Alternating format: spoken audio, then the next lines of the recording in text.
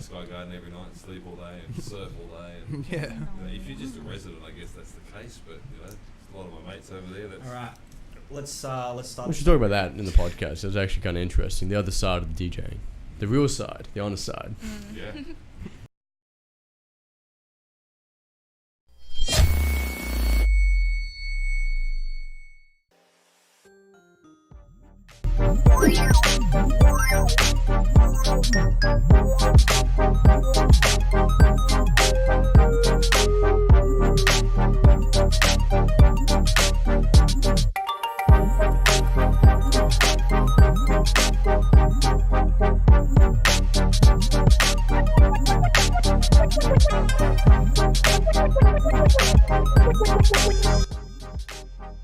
Guys, we're back for episode 12 of the first podcast of the year for the Infra-Red podcast.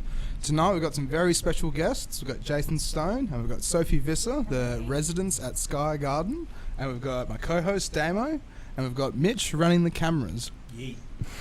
So, welcome to the podcast, you guys. Thank you for having us. Thanks. Yeah, really happy Pleasure. to have you guys on. Really been super excited about this Yeah. for quite a while, actually, ever since Corey put me in contact with you. Shout out to Corey. So, how did you guys get into this? Like, what's your, DJing and getting in clubs and everything? Like, Well, for myself, it was sort of at that stage a midlife change in employment. I was in the injury rehab business, working for West Coast Eagles at the time, and I had some issues with the knuckles on both my hands, worn out. So I decided I couldn't do the physio massage side of it anymore. And wanted something different to do. So loved to party. So I decided I was going to teach myself to DJ and got into it that way. Went down to the old DJ factory and saw Kenny L and bought a little MIDI controller and a couple of second-hand Pioneer 100 players. And those things are so old school, honestly. oh, mate, So old school. people start seeing them advertised all the time. People still fetch good money for them. Yeah. Mitch, yeah. you should pull up a picture of them just so everyone gets to see what they look like. Yeah, sure. Yeah. What are we looking for? The CDJ 100s. But yeah, Pioneer. keep going though. So And so I sort of set up in the lounge room and taught myself how to do it, and went and watched a couple of DJs. And back in those days, I used to look up to guys like Kenny L and Ace Basic was another one of my favorite DJs. yeah. And put an ad in Gumtree and did parties for about 3 months, and then started getting bookings for clubs. I never knew Ace was been around for that long. Yeah, Like, yeah. I thought he was quite recent, to be honest. No, he's probably in the house scene. He used to play electro.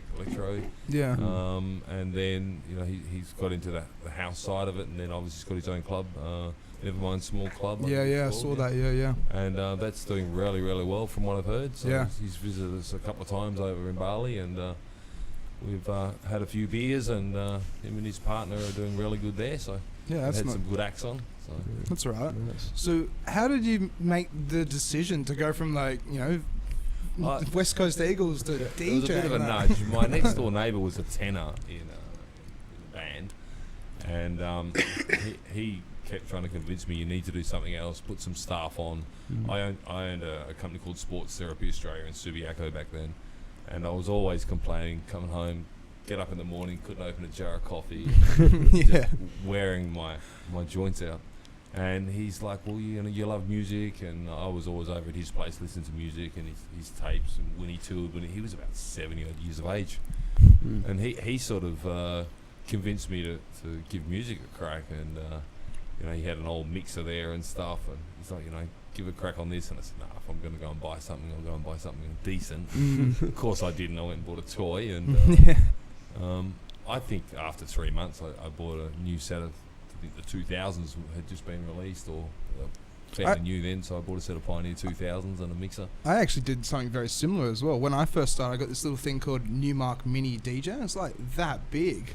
And then after that, I just thought, no, if I'm going to do this properly, I'm just going to go straight and buy. Yeah. Did my research and just bought the S4 Mark 1 and started it from there. But yeah, so Definitely, you need the right gear if you 100%. if you're going to, especially if you're teaching yourself or trying to learn, and Yeah. it's pretty hard to do it on a set of 100. So they lasted about 2 or 3 months, and I was out of Pioneers. And, didn't look back. Yeah, they're just so old school, and you know, Well, it was a bit of a shock. The first mixer I played in the club was a 2000, so it Just looked the like Mark a One, control or? panel of an airplane. Yeah. They freaked out because I had no idea what any of it did. So, Hitting random buttons. yeah, there was It's definitely like, no yeah, that effects in Yeah. that set. That's for sure. I had to go home and work out what it did and study it online before I could go back and play there again. Yeah. Yeah. So how did you make the progress from just doing that into Sky Garden? Like, It's a big league. it's a massive leap yeah, into a club like that. I was doing just private gigs. I had an ad in Gumtree, and I was doing parties and 20-person stuff. And the general manager of Metro's Infra-Red called me and asked me to go down and see him. And I avoided it for a while because I knew I wasn't a club DJ, and I don't think I ever had any intentions of being a club DJ. And I eventually went and saw him after a couple of calls, and he put me up on the stage. I became a resident. And I was away in Bali on vacation, and I was there with a good mate of mine, Richie. And, Shout out to Richie. Shout out to Bass Richie. And a good mate I went to school with. And we were down the beach, and we bumped into the music director and booking manager of Sky Garden, having a beer with him. He'd been surfing. And we were at a little bar called Joseph's Bar on the beach there, right in Kuta. And he said, as a matter of fact, I've got a slot just opened up for Saturday night. The DJ can't get his connecting flight or whatever, I can't remember. But and it was the last weekend of schoolies. So I've jumped at this. Got no music with me, so I've gone around to this guy's house. He's given me a pile of tunes, and I've jumped up on stage to a couple of thousand kids and played my first international act. Got paid $100 for it, and at the time of my life, thought I was Hardwell. And, Of course, yeah. I'd be the exact same. I look back now, it was bloody terrible. Dave Willis, if you're listening to me, you should never have booked me, mate. Not back then, anyway. And so yeah, I came back to Perth, and I just started getting a lot of calls. Who's the new guy on the block? He's playing at Metros weekly, and just played for schoolies, and the guys at the Aberdeen called me, and a few other clubs, and it just sort of Just grew from there. in a way. grew from there. And the more I played, the better I got, I guess. And Were you ever nervous, like your very first gig when you went and played Sky Look, Garden? I mean, I think even now, if you're a wise man taught me once, I don't know if you know Warwick Clancy from Geisha. no, the it first rings a bell, but I don't think he's I've ever one of the met owners him. in Geisha House Club I know in Warwick. James Street. Yeah. Yep. He, my first Head Candy show, I was a little nervous, and he said to me, he says, Jace, he goes, if you ever play and you're not nervous, you're going to make a mistake. He said there should be some butterflies before you get on stage all the time, otherwise you become too confident, too cocky, you make a mistake. And yeah, look, for Sky, especially when we relocated there, and I was nervous, and you think you're all that, and you jump up there, and then you watch other acts, and you quickly realise, no, I've got a lot to learn, or I could groom myself this way or that way. But yeah, big shows, you still get nervous, Yeah. Yeah. and I think you need to be, otherwise you become arrogant. Yeah. Well, that's exactly it. Like you got to, Any industry. yeah, you just got to be humble and nice and caring, and just make sure everyone's happy with what they're That's the doing. main key in this industry. If you're not humble, Yeah. get out of it. Yeah, that's Yeah. exactly it. And there's just people in the industry that shouldn't be in the industry, but they know the right people, and they just get so arrogant up their own arse. Yeah. And you can't help it, but they're still hanging around sometimes, just Oh, like look, flies. I think we've all DJs, myself included, have all thought we've been superstars at one stage or another, and I think before you go out and do a big show, you have to have that mindset. You have to think, I am Hardwell, or I am going to go out, and you have to envisage you're going to go out and blow this crowd away. And Yeah. you know what Yeah. you're going to do. You have to have that confidence. But when you get off the stage, you're no different from the guy behind the bar serving That's exactly $3 it. pints. Yeah. And you have to be a little bit nervous, but on stage it's different. But once you come off stage, if you still have that attitude, then you're in the wrong industry, I think. Yeah. Mm. Well, that's exactly it, and it's just the progression and learning, and just like seeing how it is. The whole industry actually should be in a way. Yeah. But so then, how did you manage to actually just, because you got the gig at Sky Garden, but did you just come back and do some gigs at Metros? Yeah, and I came back and did gigs at Metros and Llama Bar, and I was playing at Toucan down in Mandurah, Players in Mandurah, and yeah, just mainly the local clubs here. And Did you do much marketing or try and promote yourself at all back then, or was it just like letting the connections go? I've always believed in advertising. I believe that, you know, as a DJ, you're either one or two things. You're a product or you're a service provider. And I didn't want to be a service provider and be the guy that went and played resident gigs, you know, and like a normal job. I wanted to go out and entertain people and try and become something special. So I marketed, I made flyers, I shared flyers, and you cop a little bit of flack. Perth, back then, Perth wasn't really the scene where DJs were, you know, doing that sort of marketing. Yeah, Hey, take Mr. them off. Cat. Resident Cat. Put him on the ground. He'll be fine. He might jump back up again. But yeah, I got booked again at Sky, and then I went over and played for another club, Embargo, which was on the same strip there in Cooter. Yeah. And I did a couple of corporate shows at the Nick Soma Resort for people that heard me play and wanted to fly me over to play, and it sort of started there. So no shit. After I met Sophie, I decided that. Yeah, how did you come into the picture, Sophie, as well? Well, talking about the toucan, like you play the violin with him. Is that the first time you ever? From what I saw, it's like you guys like a bit of a power couple in a way, kind of thing. That's how it's ended up. I got into DJing when I was at university. I was at Whopper studying music production and composition. And I forgot, so I kind of got to the point, I was like, look, I'm doing music. What is there career pathways that I can actually kind of make a living off? Yeah. And I didn't want to be a teacher. It wasn't in my heart. My partner at the time was like, well, why don't you try DJing? And he gave me a couple of lessons, and I ended up quitting uni halfway through my degree, which is a bit naughty of me, but Yeah. Don't worry, we've all been there. Yeah, I did. We've all been there. exact We've all same done thing. that. Yeah. So, and my partner and myself, we went separate ways, and I was like, well, I'm going to go try do this by myself. And that's when I met Jason. He was called into one of my first gigs to critique me, see if I had any potential. And Whereabouts was the first gig? oh God, it was at the Eastern in Midland. It was Oasis. Yeah, Club, it was the Eastern. Oasis Club at the Eastern Hotel in Midland, and I was playing to about 3 people at a time, but I didn't care. I was stoked that I was playing. Yeah, a gig's a gig. Kind And of thing. again, Yeah. I had the little ex-DJ aero control thing going on, and I thought I was cool with my thing, and he came up going, well, what is that? Play on real CDJs. Can we Google that? What? I've never heard of that, actually. Ex-DJ aero. It was so cute. that. What was funny? Oh, one of those things. What was funny is she had it sitting on top of about $5,000 worth of CDJ players. Really? What are you thinking? I still have that. That's got Is it any good? It's okay. Like, Is it wireless as well? yeah, it's wireless. You can Damn. connect your laptop to it. You can So connect it to CDJs. Is as it well. battery powered in a way or something? Or?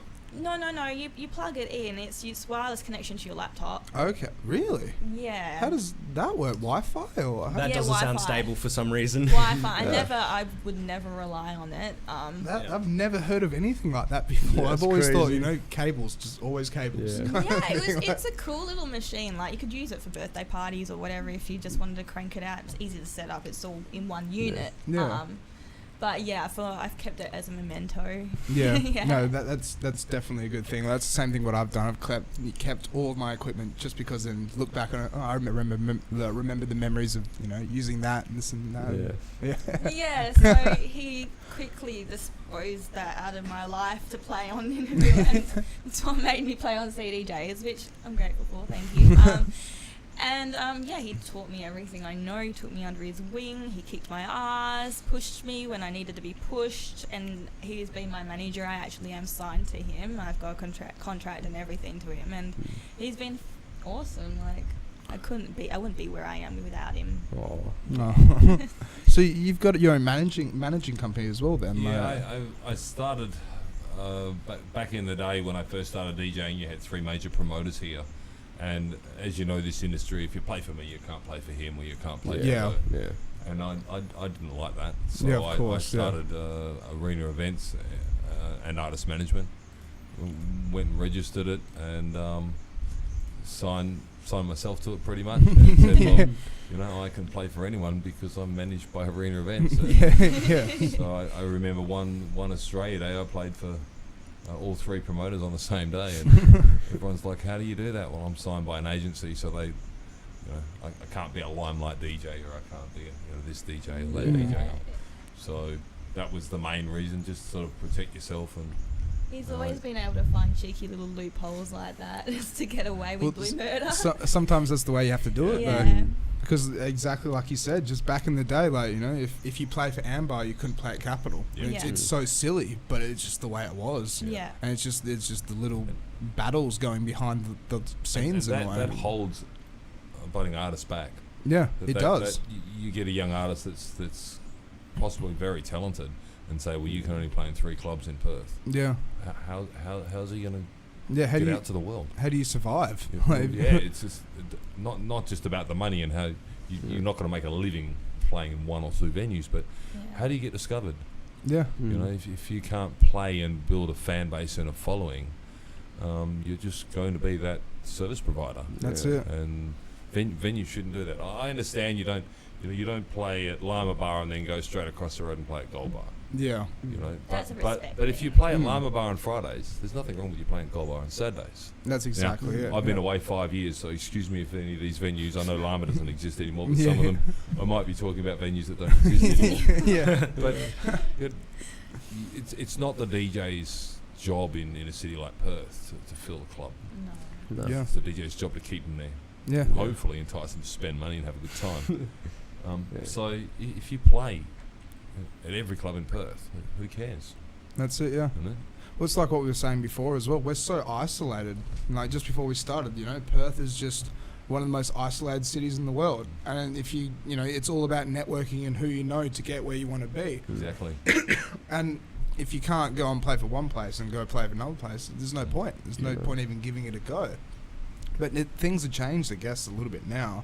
The way, Facebook DJs and just being a social media presence to be able to get that following and stuff. And unfortunately, there's not much you can do about it because it's just the way things are going. Well, I think Australia, especially Western Australia, is slowly learning that the social media marketing is very important. I mean, Instagram, you've got kids on Instagram, young girls on Instagram, and that's their full-time job. That's exactly it. They're taking photos in bikinis or clothing, or they're dining at restaurants, and they're getting paid to do it. They're making good money. That's exactly it. There's YouTubers, there's 7-8-year-old kids on YouTube with YouTube review channels that are making millions of dollars.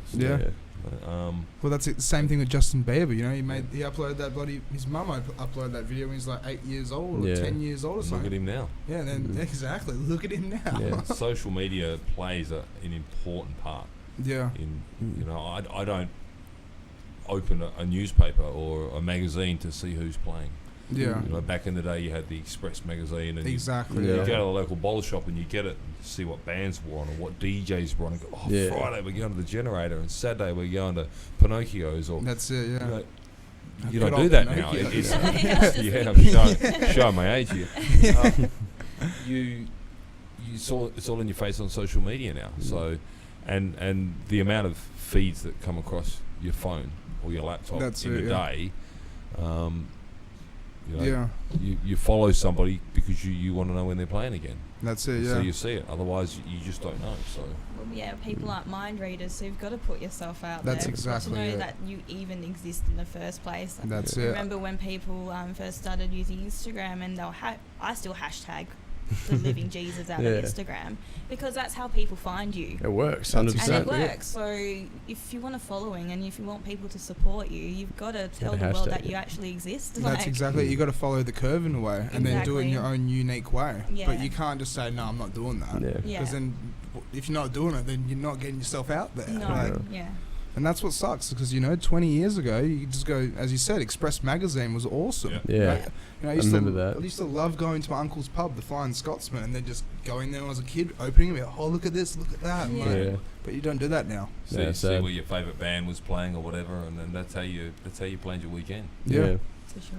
But things have definitely changed. It's good to see that good old sleepy Perth has slowly come around. It's waking up, man.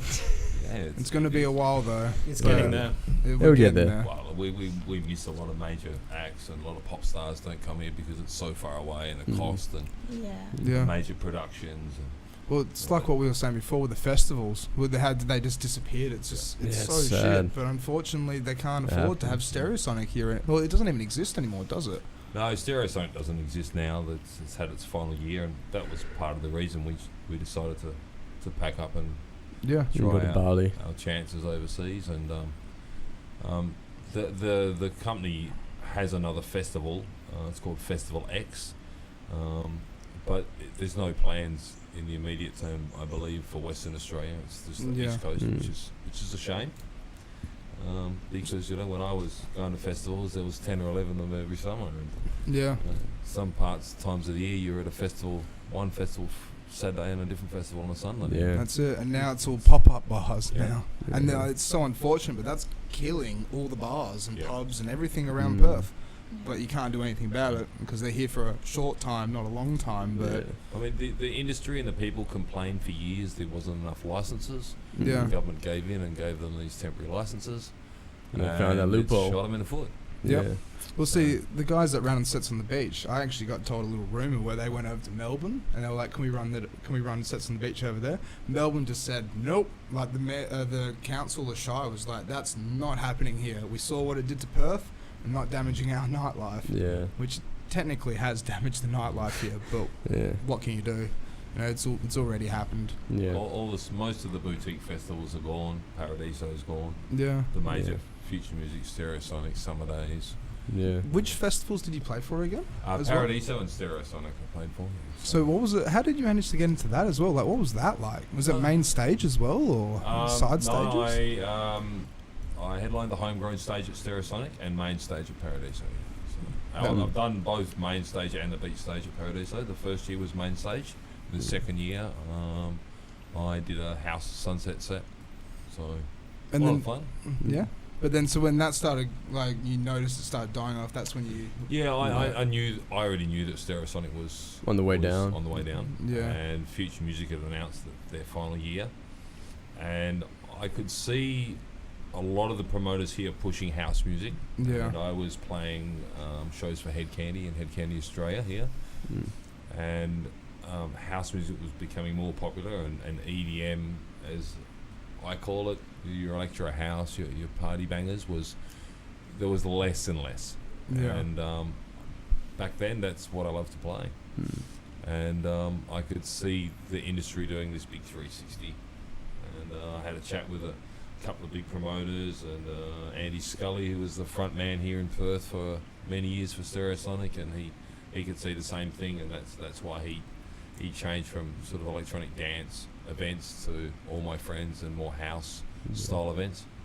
And so I said, well, we'll go to Bali for 3 to 6 months and have some fun over there, and I'll get Sophie into Sky Garden, and 5 years later, we're back. 3 to 6 months turned into 5 years. Mm. So I've never actually been to Sky Garden. What's it like? Because you said before there's multiple floors, like rooftop and stuff. It's So four levels.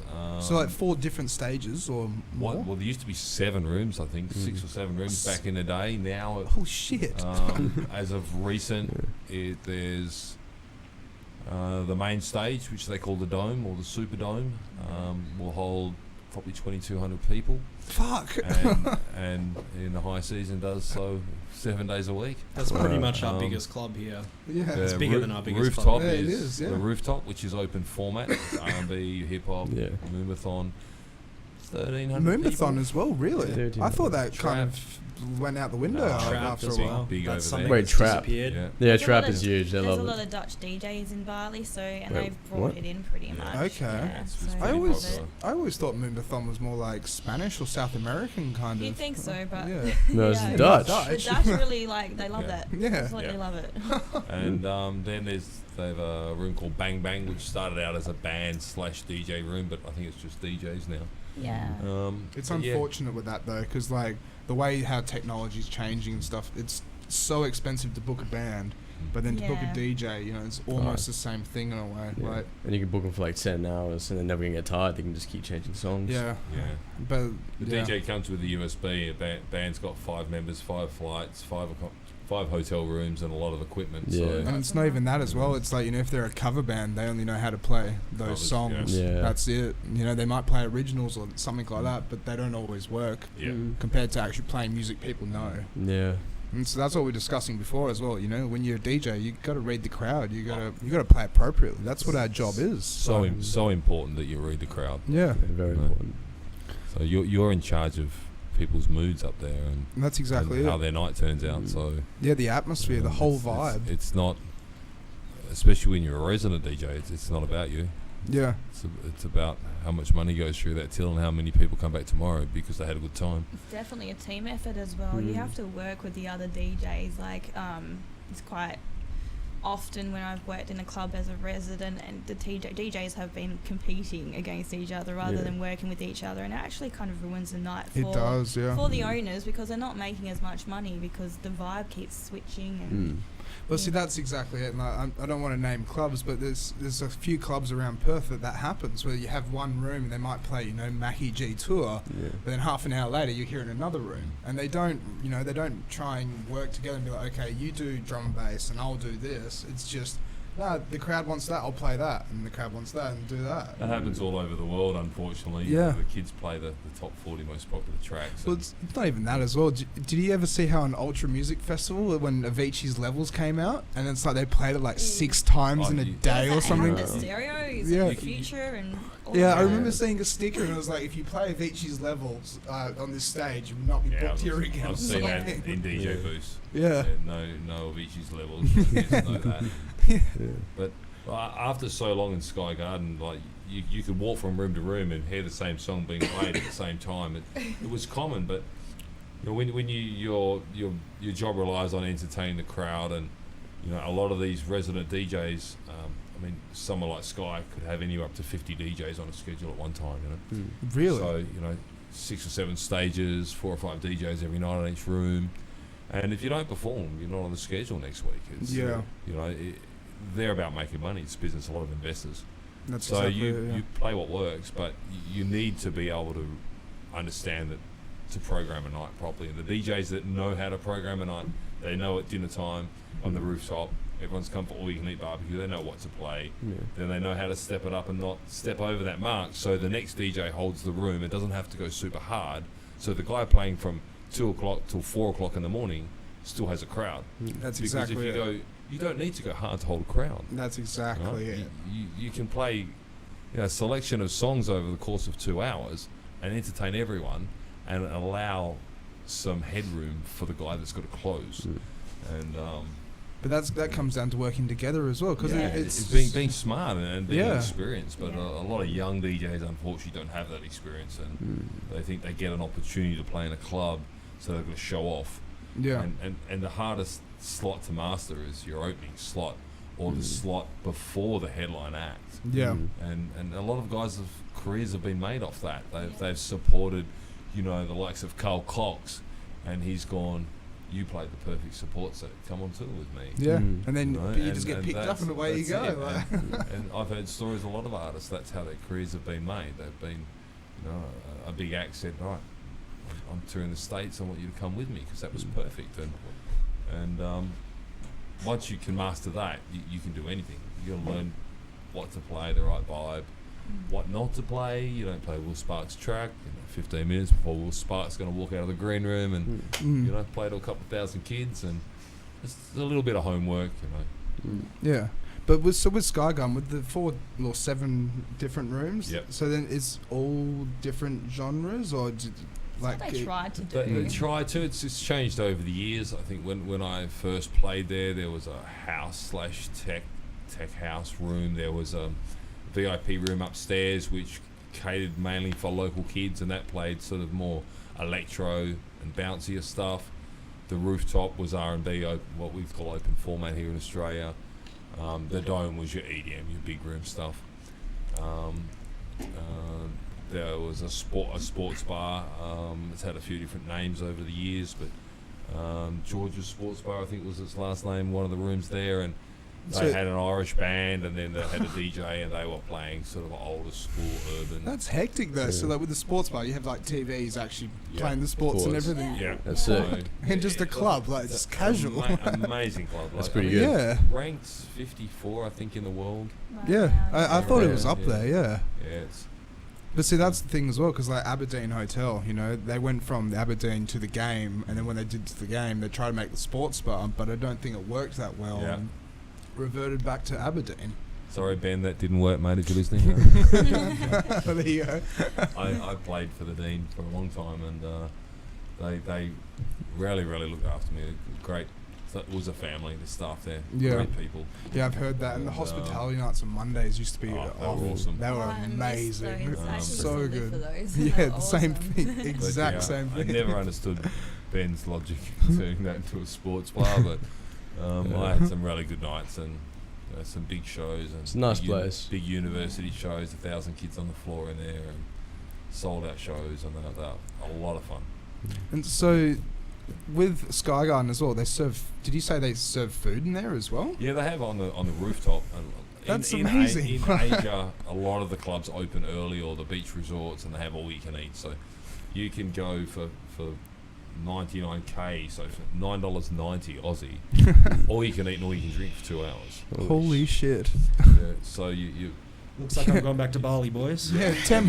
Holy crap. high season, I think it goes up to 150k or something. But Yeah. you know, you go and eat, and then all you can drink, and you know, you're plastered. Yeah, that's it. Yeah. Yeah, Have a having a lot good of fun. time. Yeah. It's And I think it like attributed a lot to creating the vibe in Sky Garden as well, because everyone was already in party mode by the time like the By nightclub opened. Yeah. by by 9 p.m. o'clock, by the so- time the main room opened. Yeah, everyone's already drunk Everyone's like, and ready yeah. to party. Yeah. Fuck so- yeah, let's do this.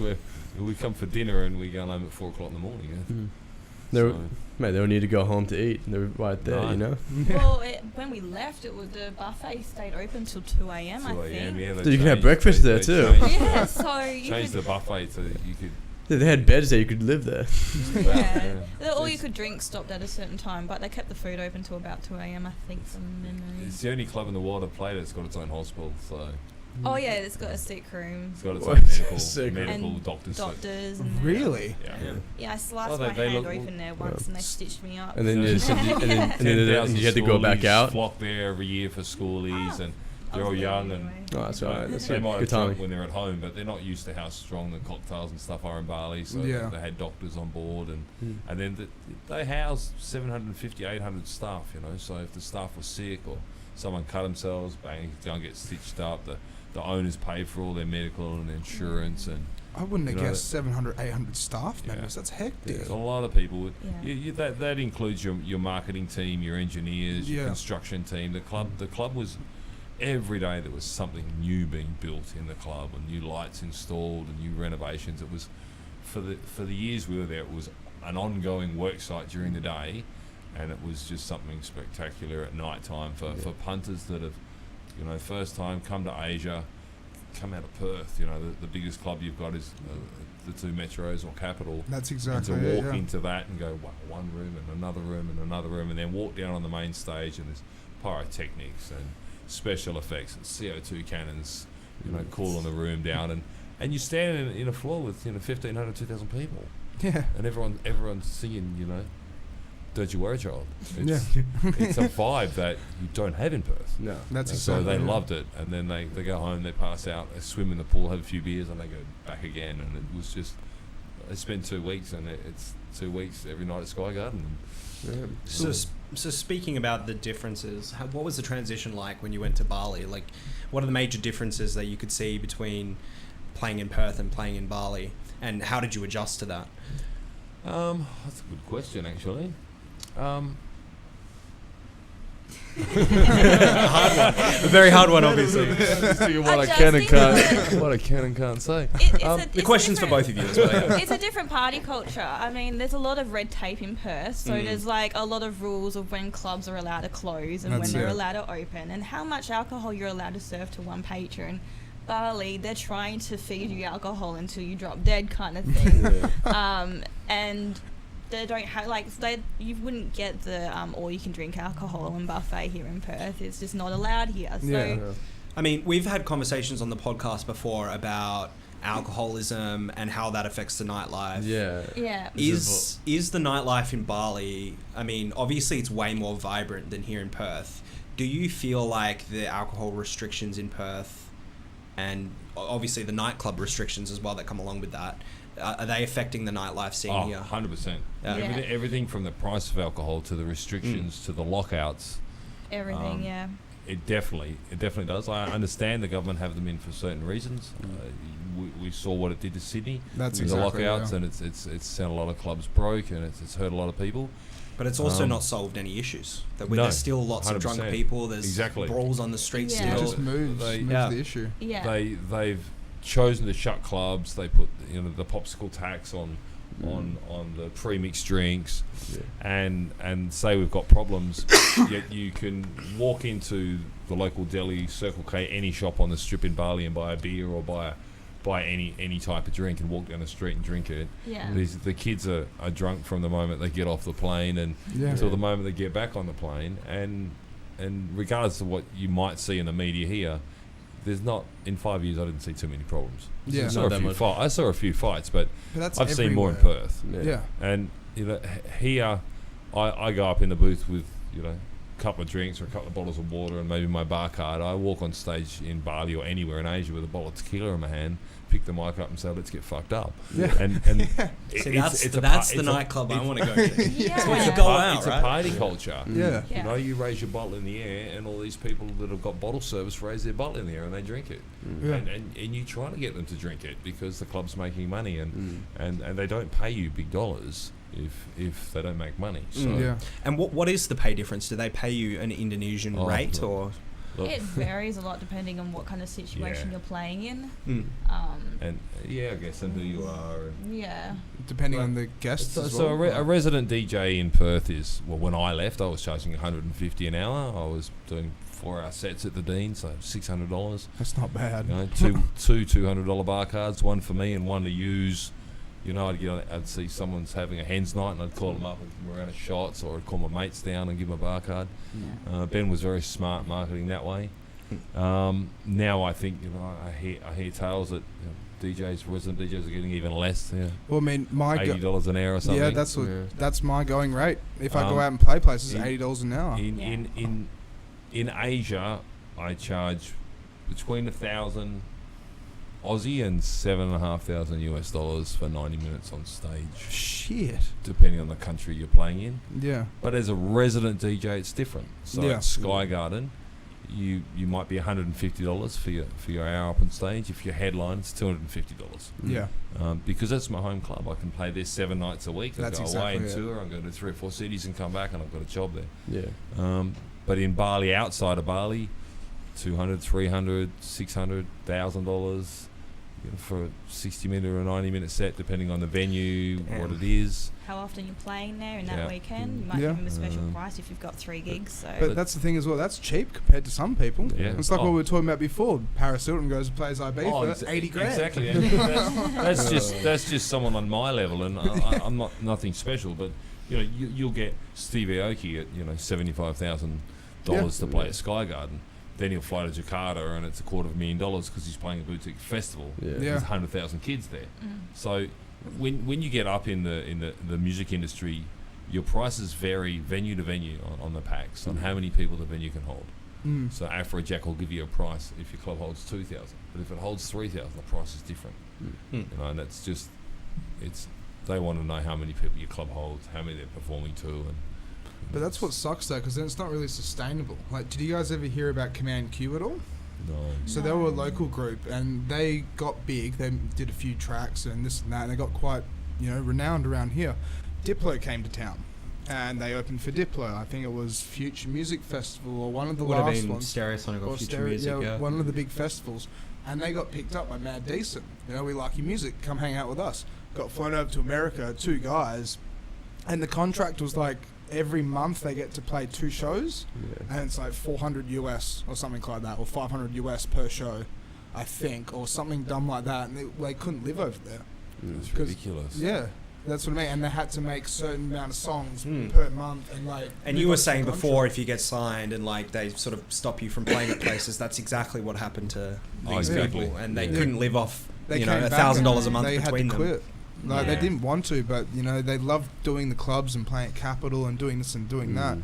But like going to America, like yes, we're gonna make it. We're gonna be big Yeah. shots and this and Yeah. that, and then realizing like Someone's taking advantage of them Yeah. because they Yeah. can produce. that's it. Yeah. Yeah. And does that? And you were talking before. Does that happen a lot in the DJing community to just grab a producer and? I think it does. There's a lot of young undiscovered producers that are putting their tracks out on SoundCloud and stuff, and you'll get smart DJs that come along and say, look, you know, I've got 50,000 followers, Mm. so write me a track, and I'll put my name on it, featuring you, Mm. and those 50,000 people are suddenly going to be looking at you, and look, they all do it. Yeah. The big guns do it as well. Exactly. You know, ghost production in the industry is huge. It is. Yeah. And it's Even people like Skrillex do it. And that's the Oh, thing. Like yeah. massive names, because then Yeah. it takes the pressure off them to Yeah. still go and play festivals and go party. some of Instead these of- artists tour, you know, Yeah. 300 shows a year. That's exactly when it. do they Yeah. get in the studio? You know, there are the likes of Will Sparks that can write a track on a plane, and Yeah. Yeah. you know, I don't know that I can do that. I need to be in the studio with some peace and quiet, and Yeah, that's and it. do some thinking. But there are guys that can write tracks on the go and have Yeah. projects and finish them off. But there's always going to be, you know, people out there that Yeah. see talent and will use it, and you know, feature talent. And Sophie's had to step up in the industry because, you know, I featured her in my shows, and Yeah. and now she gets booked around Asia, you know, on her own name. Nice. I was going to ask about that. So you play the violin. Yes. So tell us about that. It's I pretty. think- It's a pretty crazy instrument. I know. Then do you play a lot of 30-second notes? Like, isn't it supposed to be like way harder than most other instruments to play the violin? Or Yeah, only because well, There's also no guitar for frets. for example is a stringed instrument as well, but it's got frets. It's got frets. It tells you where you can put your fingers. I mean, you can buy violins now that have frets, electric violins that have frets now, but don't see any point in those. But yeah, it's really hard. I've been playing it since I was 6 years old, and it was a good 10 to 12 years before I actually kind of enjoyed the sound I was making from my instrument. I stopped sounding like a dying cat and more of a sick cat instead at that point. But yeah, I had tuition up until I was 16, and then I don't know what happened. I stopped getting music tutors for whatever reason, and I'm self-taught from the age of 16 now. That's pretty good, though. And I've been practicing. I'm not the best instrumentalist when it comes to violin, but I love it and I enjoy it, and I'll use it whenever I can. But see, that's it. If you got the passion behind it, Yeah. just keep doing it. Yeah. Because if you enjoy it and you find peace of mind doing it, that's why I do my DJing. 'Cause, Yeah. like, for example, I was telling Mitch about this. Just before on Sunday just went past. I actually DJ'd for 11 and a half hours, Oh, that's a good one. but I got paid $180. Right. But the reason why is because I played to the main streets of Fremantle. It's in the Cappuccino Strip. Yeah. And I literally sit in a window and just play to the people going back and forward to the markets. Yeah. But getting to, you know, play Phil Collins, Phil Collins, You Can't Hurry Love, or like Madonna, you know, Like a Prayer or whatever, and actually seeing like old ladies walking past and doing not cartwheels, but spinning around, singing along, enjoying it. Yeah, for sure. It's such a good feeling. And it's Yeah. like I'm playing music and they're loving it, and that's why I do it, kind of thing. Yeah. Because it's the passion. Yeah. So, So- yeah. I bought an electric instrument from made in England.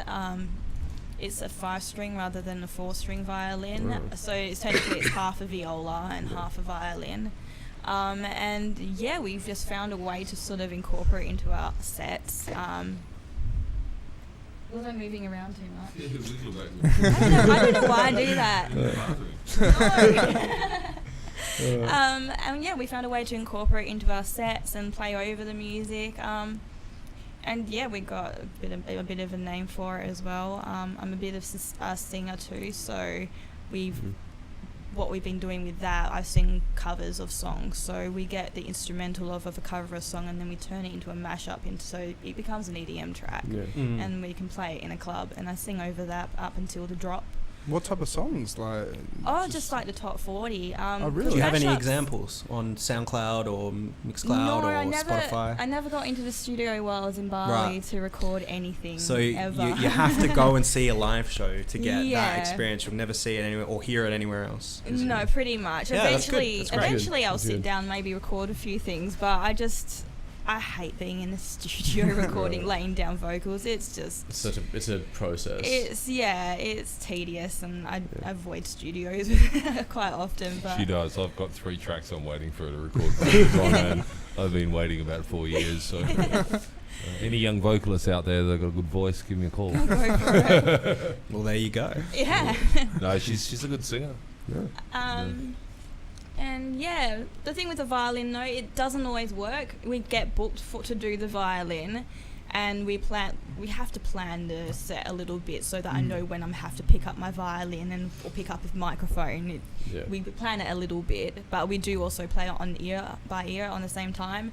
And sometimes like I get out the violin and they're like, oh yeah, cool, violin, whatever, and they're not into it. So we put that down and we DJ more, or I sing more, or he MCs more, and we that's how our sets work in a duo. But that's what's so good though, because being dynamic about it, and it's like seeing that something's not working. Like, okay, maybe if we do this and do that. Because like what I said before about the band, you know, like if you get a band up on stage and they can only play covers and people aren't vibing the covers, what do you do? Like, Yeah, exactly. And you can't push just the DJ in. you can't just say next band please. Like you've got to switch to a DJ if you've got a DJ. That's exactly it. Not all hotels are going to have a DJ. So And there's been quite a few situations where we've showed up expecting to play violin and we haven't. I mean, I think it was Lampung is city in Indonesia. Is it like technical issues? Like No, it was. because I remember you were telling me before, Jason. Sometimes they like, you know, Oh, they, yeah, they only have one It's- microphone when you wanted two. And we've had some.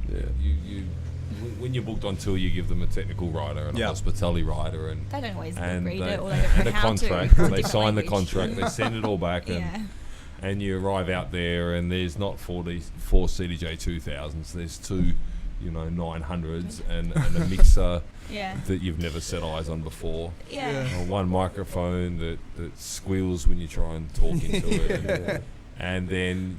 Where's your front of house so we can connect the violin? Oh, we don't have front of house. And We've gotten rid of that now. We've got our own. I've got my own effects board now, so we just do it We do it ourselves. ourselves. We Yeah. just do everything ourselves, get rid of the confusion, because there is a language barrier over there. So I'm pretty sure they would be looking at this huge document And and they're like, going, "What is I that?" can't even read that. Right? So I'm sure that might happen more than once, but But Lampung was interesting. Go on with that. Can we Google that? That's a bar, right?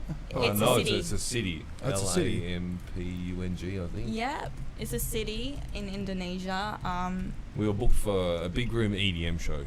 I just won, I think, the number 1 EDM, number 1 big room DJ for the Beat Awards 2018 something or something. Yeah. So we booked us to play EDM. And we're go on the we're good a old-fashioned Google Maps. Yeah. There it is. something in Malaysia. I So think, Bali it? is here. Yeah. We're here, so And, we've travelled all that's the way Lampung? up there. Yeah. Yeah. You just flew though, right? Or Yeah, Yeah. flew there, yeah. It's We, next I to think we Jakarta. had to get a Yeah. connecting flight in Jakarta, and then get another flight from Jakarta to Lampung. So we're on stage, middle of the afternoon, setting up for Sophie and sound check for the PA and sound check for violin, and as Sophie said, when it's a duo show, I write an intro, and it's always got the violin involved in it, because that sort of blows people away, grabs their attention straight up. It's different from every other DJ. You don't have a violinist jumping up on stage for an intro on an act every day. And she I have a folder of tracks that she can sing and a folder of tracks coded she can play violin to, and we play it by ear. But we were prepared for a big EDM show, and the manager came up at the end of our sound check and said, "Oh, you can only play Jungle Terror tonight." And Only Jungle only I said, one song. and That's I very said, specific. "What is No, Jungle Terror?" They just wanted the whole set to be Jungle Terror. What's Jungle Terror? Exactly. That's exactly what I said But to this guy. the way I describe it is like Two happy hardcore on heat. Transformers going at it together. Yeah. So what did you do? I went Happy back to the hardcore hotel on heat. room and downloaded 2 hours of Jungle Terror that I'd never heard before. Lovely. And I had a migraine within the first 15 minutes of it. But look, we played this show, that's what they asked for, and if they had have given us pre-warning, we would have written a show around Jungle Yeah. Terror, but yeah. It's definitely not my favourite genre of music. Was the crowd into it as well? And like, It was It funny, was the crowd. male or boys. There was about a dozen girls, And and they were the just rest, the punching club air was and full of guys, and they were getting fist into it. pumping and going off to it. And Yeah. And I'm So, like, yeah, no it's violin, like the no rhythm of singing. Bali. What am I gonna do? So I've been trying to go back to back with him, and he'd MC, I'd MC a bit, but yeah, it was a Yeah, very so confusing it was- show. I was sweating a lot, but they enjoyed it. So Did they get Yeah. angry when you were emceeing? Where they like shut No. the fuck up, put on more Jungle Terror? No, they love No. MCing. Oh, they do. Oh. They yeah, employ it's- MCs for Yeah, every yeah. single. Asia, Gig. even your open format R&B or hip hop DJs in a bar with MC. Damn. MCs are huge. That's in true. Asia. I've always tried to avoid it because Yeah. I just don't like going in the microphone and Well, shit, what do I say? Kind of thing. I hate like. going on the microphone. Sophie says I do okay on it, but I'm not an MC by any means, and I get up there and open my mouth and think, geez, what was I going to say? Yeah, Um, because it's definitely a skill.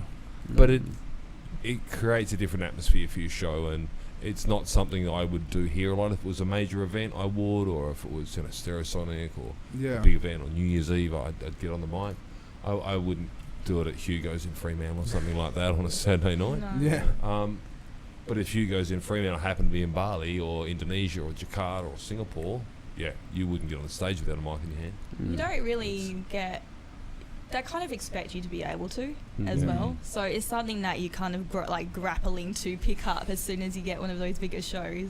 I mean, I'm not amazing at it either, but like I try really hard. Is that something Yeah. that's developed over time in Indonesia? Because I remembering going back, because I mean I haven't been back in any part of Indonesia for like the last 7 years, but I used to go quite frequently, clubbing and such, and I never used to hear MCs. This would have been back like 2012 to 2014 sort of period. Yeah, well, I think when I first played there back in 2012, I don't really recall MCs. But in the last 5 years, there's been all over, Oh, thank you. even shows in Singapore, Borneo, Yeah, Papua New I'm Guinea. There's MCs. It's a very European thing, so Yeah. yeah. So there must be quite a bit of a European And- influence going through. Is all those Dutch DJs coming over? Do they actually influence the scene at all? Yes and no. I think they have when it comes to the open format music, and there's a lot more Dutch stuff and a lot more Moonbow, and there's some really talented open format Dutch artists. I'm still astounded Bali. by that with Moonbacor because I honestly thought it went out 2011, 2012 or not something. in Bali, definitely not. So Yeah. it's very popular. I think it has that Favela, islandy all vibe, those, and yeah. Bali's an island, and that's why it kind of works Yeah. there. So Play to your strengths. So what is the demographic usually like as well? Because like, is it mostly Indonesian people, or like they go to the clubs and stuff, or like you know how when you said with schoolies, obviously that's all 18-year-old kids, but like on a normal night, Sky Garden, you It know, do you- really depends where you're playing. What was- Originally, I think when I started at Sky Garden, even back in 2012, in the main room, it was what we call boules, Western or European, and not Indonesian. The VIP room upstairs was all local kids, and the owner wanted to make it 50-50. So he marketed well to get the local girls in there, and girls free, dress pretty, free champagne, free bubbly, and get them in. And I think you're probably looking at 50-50 now at somewhere like Sky Garden. yeah. And most of the commercial venues, if you go to La Favela, there's probably more Westerners than locals, but there's still be 30% locals. We don't look at colour anymore. They're all the same. Doesn't matter whether they're Dutch, French. Well, There's that's so it, many yeah. expatriates that are living Bali. in Indonesia, not just Bali, Like- right across Yeah. Indonesia, Yeah. Jakarta, Surabaya.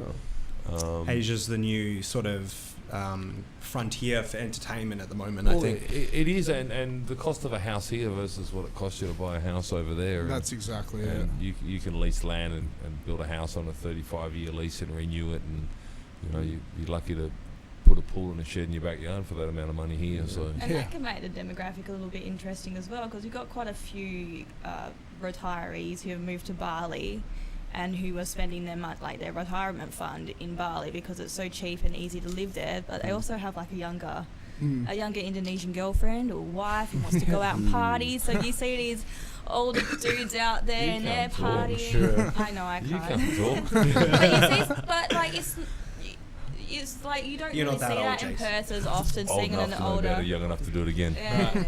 You don't see that kind of thing happen very much in Perth, I don't No. think. No, you no know. way.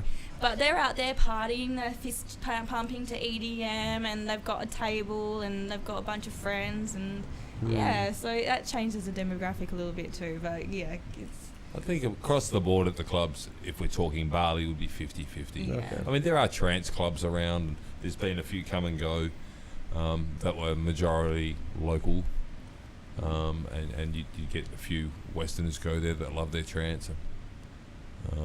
But across the board, be 50-50, I think.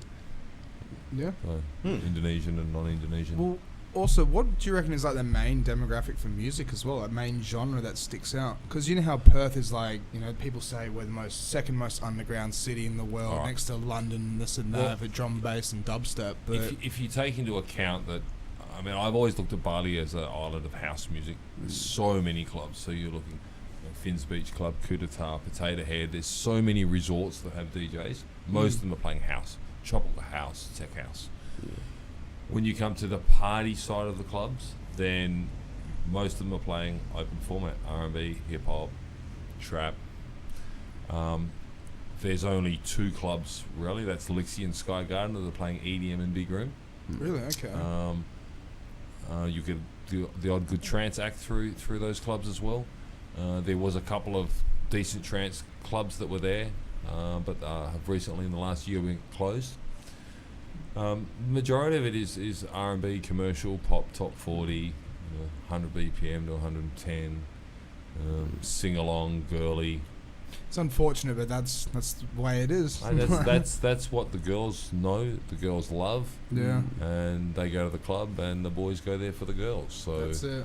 that's what makes money, and that's why all the clubs in Perth play R&B. So that's why I always Yeah. got told by shout out to Def Disco, but I always got told by Anton, you know, you keep the girls happy, the boys will follow. Yeah. Exactly. Oh, yeah. That's the way it Yeah. works. Yeah. And if you got to play single ladies, you got to play single ladies. Exactly. Or yeah. Beyonce or Rihanna or whatever, you Yeah. got to. If you're playing in that style of club, then it's all about the girls, because Yeah. the boys are spending money on the girls. Yeah. That's it. And while they're spending money, your job's safe. Yeah, Yeah. The that's moment they it. stop spending money in this industry, God help you. Yeah. The next DJ, it's always the DJ's fault. But Yeah.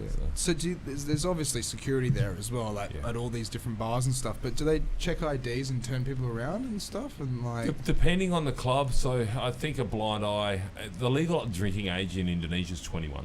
okay. Same as the States. Schoolies.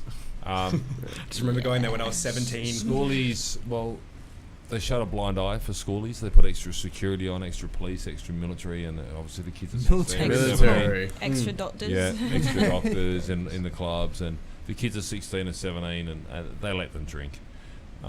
You don't very often hear of someone being arrested for drinking underage. Because there's a Dru- whole operation drugs over there in Bali for levers, right? Yeah. There's it's basically like all hands on deck. Yeah, it's Yeah, 'cause that's it's crazy. it's a big event. You 10,000 plus people fly in there, and schoolies in Bali goes for 3 weeks, and these kids stay 3 weeks. And clubs like Sky Garden have all the Aussie acts, the Stafford Brothers, Will Sparks, Joel Fletcher, the huge lineups. Lixie does the same, and these, if you're a Perth-based kid, you might have the opportunity to see Will Sparks once a year, That's it. Yeah, maybe once a year. yeah. And that will be at an underage event, because you, as a schooler you're not 18 yet, so you can't go to a festival and see him, and he might be your favourite DJ. So they go, and then suddenly I can see Joel Fletcher, and I can see Tiger Lily, and so the nights are huge. Yeah. So the kids have a lot of fun. Yeah. Is Tiger Lily big over in Bali? Yeah, look, Tiger Lily used to have the name of the Queen of Asia there for a few years. Really? She was very popular in Asia. Yeah. Wow. 'Cause I know she sold out recently to JBL, like the speaker company, and now she's got residency in Las Vegas or something like that. Probably Yeah. was Tiesto, was it? Yeah, something like that. We won't go there. Hi, Dara. Hope you're doing well in Las Vegas. She's a lovely girl, actually. She's lovely. I've Yeah, she's played with her a gorgeous. few times at Sky Garden. Yeah. Nice. So you were saying before Full of life. you've played in Papua New Guinea and Singapore and Yeah. stuff. So what was that like? Like, Papua New Guinea was very interesting. We had 4 bodyguards travel with us. Was it? Yeah. There's no yeah. airport there, so you had to fly and then goes for like a 4-hour drive or 2-hour drive through the jungle. I don't remember. I was half Yeah. asleep half the time, but yeah. And then there's this city just in the middle of the jungle, pretty much. and it's probably, I mean, we don't have security at all of our events, and our riders don't ask for security. If Sophie's touring on her own without a manager, without myself, then she has to have security while she's in a club. You know, someone Yeah. by the stage.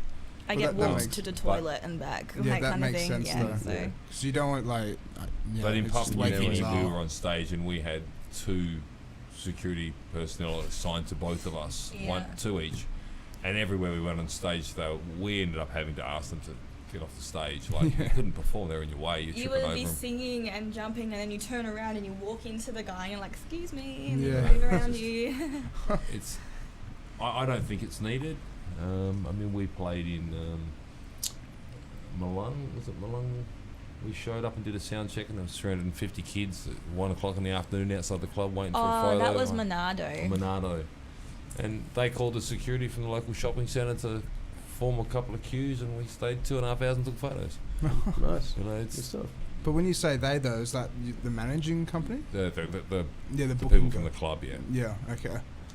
Someone from the club had told a little brother that we were coming, and little brother told his mates at school. And in Indonesia, you have a split school day, so Okay. of course they've all come in the middle of the day, showed up the sound check, and most of them were too young to know who I was anyway. But Mm. they thought some white superstars were in the city. Yeah, it's white people. And you do get that in Yeah. some of these Asian countries. You're white, they want your photo. Yeah. Right. So, Yeah. Well, see, I found the same thing in China. When I went into mainland China, the factories area, it's like, oh my god, he's rich. And Yeah. you know, look at that, wealthy white man. I'm like, what's going on? That happened to me in Yeah. Japan. I went over there. They were calling me Akaigami, which is the Red Devil, Yeah. Oh because I'd wow! never seen a white guy with red hair before. Wow. Wow! So I was some weird, Mythical oddity. creature. Yeah. So But so when you had security at Papua New Guinea, though, is that similar thing? The club organised that? yeah, club organised it, yeah. Yeah, Because is it dangerous? Like, did it seem dangerous? we're not allowed to go there anymore. Westerners at the moment are not allowed to travel into Papua New Guinea. Papua New Guinea. Really? Yeah, because of the civil unrest. Okay, If yeah. you were to fly into Papua New Guinea tonight, you get shot. You get off Yeah. the plane. Yeah, Yeah, Shit. Okay. there's been a problem there for about a year now. So, True. It's just like South America in a way. yeah. With all the didn't realise things that it going They've got so split bad. Papua New Guinea into eastern and western, and I think you can still fly into the western side, but east of Jayapura and that side of Papua New Guinea, I think even all the mining companies they can't, Westerners can't go in there. It's pretty, on. True. That's it's crazy. a major problem. So, So what about Singapore then? What do you guys do in Singapore? Like, Soph hasn't played in Singapore yet, have you? no, not yet. I've been there a lot for visa runs, Mm. but other than that, Are it's they a very lucky hard? one. visa runs. Yeah, Oh, work, yeah. work visas for Indonesia. You can tell. the Oh story. right, because you have to leave the country, right? You got to leave the Yeah. country. I had And- that. Yeah. Yeah. Any fun Singapore's- stories? No, not really. It's pretty Oh, damn. boring. So you Eh? fly to Singapore. Fly Literally to paperwork. Singapore, go to I'm- the yeah. embassy, paperwork. Yeah, it's- Sitting Starbucks all day, watching YouTube videos, waiting for your paperwork to come back, and then you get back Get on the back plane. go back to work. Back to work. Damn. But Wow. there were very harsh restrictions in Singapore because I know that's a very culturally conservative place. It's probably the cleanest country Yeah. that I've been in. You can't even Um, chew gum. Is that true? You're not allowed to chew chewing gum. I think it's a $500 Singapore fine if you're caught chewing gum. You can't smoke. You can't smoke on the street. Wow. So if you walk down the street and you want to have a cigarette, you've got to look for a designated smoking area. Yep. And there'll be an ashtray at a corner of an intersection. So you're standing there at the traffic lights for everyone to see that you're puffing on a cigarette. There's a lot of zero tolerance laws in Singapore, and military is mandatory. So Yeah. At a certain age, you've got to join the military. I think for 2 years or 3 It was years. like 2 and- years. Yeah. And the cost of living is very expensive, so most people have got 2, if not 3 jobs. But it's the cleanest city I've been to. It's I the actually road love system it. is brilliant. Mm. The people are beautiful. And Love The Singapore. train Yeah. system there is awesome. yeah, Really? the underground Yeah. train system and the Yeah. public transport's amazing. Straight from the airport, anywhere you want to go. Damn. Really? That's it's really good. awesome, and it's all on time, and perfect. So that's what sucks about it. Our public transport system Oh. sucks. Oh, it's awful Yeah, here. it's horrible. Didn't want to know about it. The tunnel's the only thing we've got underground, isn't it? So Yeah. Australia needs to do something. Even London's got the tubes and the Yeah. buses. That's Well, I mean, it. we have 2 underground stations. Perth Underground and the Esplanade. Yeah, but the go underground, you come up an elevator and you're back outside. Yeah. If you go to the UK and all they call them tubes, they're trains. They're all underground. You don't, you Yeah. don't see the train unless you're out in the country. It's the only time you see a I train. mean, on I've been to surface. London and Tokyo. I mean, So you know what the tube I know system's like. it's really great. You know, the trains come every 30 seconds, You can go- especially in like Japan.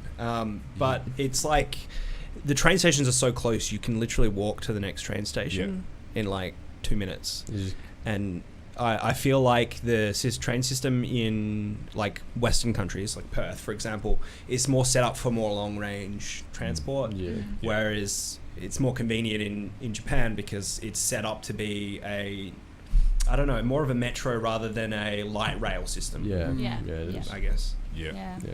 So I guess it's just 2 different ways of doing a public transport Yeah. system. Yeah. I liked the rail system in the UK because you could catch a train to 200 metres from your house, no matter where you live. That's And pretty Like good. you say, they're pretty close. Yep. So That's so if you good. wanted to go to a certain spot, you just get off one line, jump on the next. Singapore's much like that. You get off. Yeah. And it's good too because you don't have to like own a car, basically. Exactly. And if a train line goes down in the UK, bang, there's a bus replacement straight away. You Mhm. go to the train station, there's no train, but there's a bus. It's going to take you to the same spot. Yep. So, Damn. and Singapore's much the same. And you also get a lot more foot traffic because everyone's walking everywhere as well. Yeah. Yeah. More foot traffic. It's better for your mum and pa stores on the corner. Yeah. And Yeah. Exactly. It's just a more vibrant sort of Shops. outdoor scene. You go to the into the city at like 8 p.m. on a weekday. There's no one. No. It's a Scary. ghost town. Yeah. It's It's a actually ghost scary. town. People feel uncomfortable Yeah. to walk around Yeah. this city at night time. There's so Yeah. no one there. You know? I mean, They'll go to Bali and get drunk and wander around blind drunk, but they won't walk around their own city. yeah. Mm. It's So that's got what's- fog. It feels like Silent Hill. That's what I kind of like about Perth, though. Like, obviously, if you don't go to bad areas, but like the petition buildings, I play at Long Chim's, like a little Thai restaurant. Yeah. And I finish there at 11 o'clock on a Friday night. Walking back to my car, no one bothers me. There's barely anyone around, and it's pristine, it's nice, and it's just relaxing.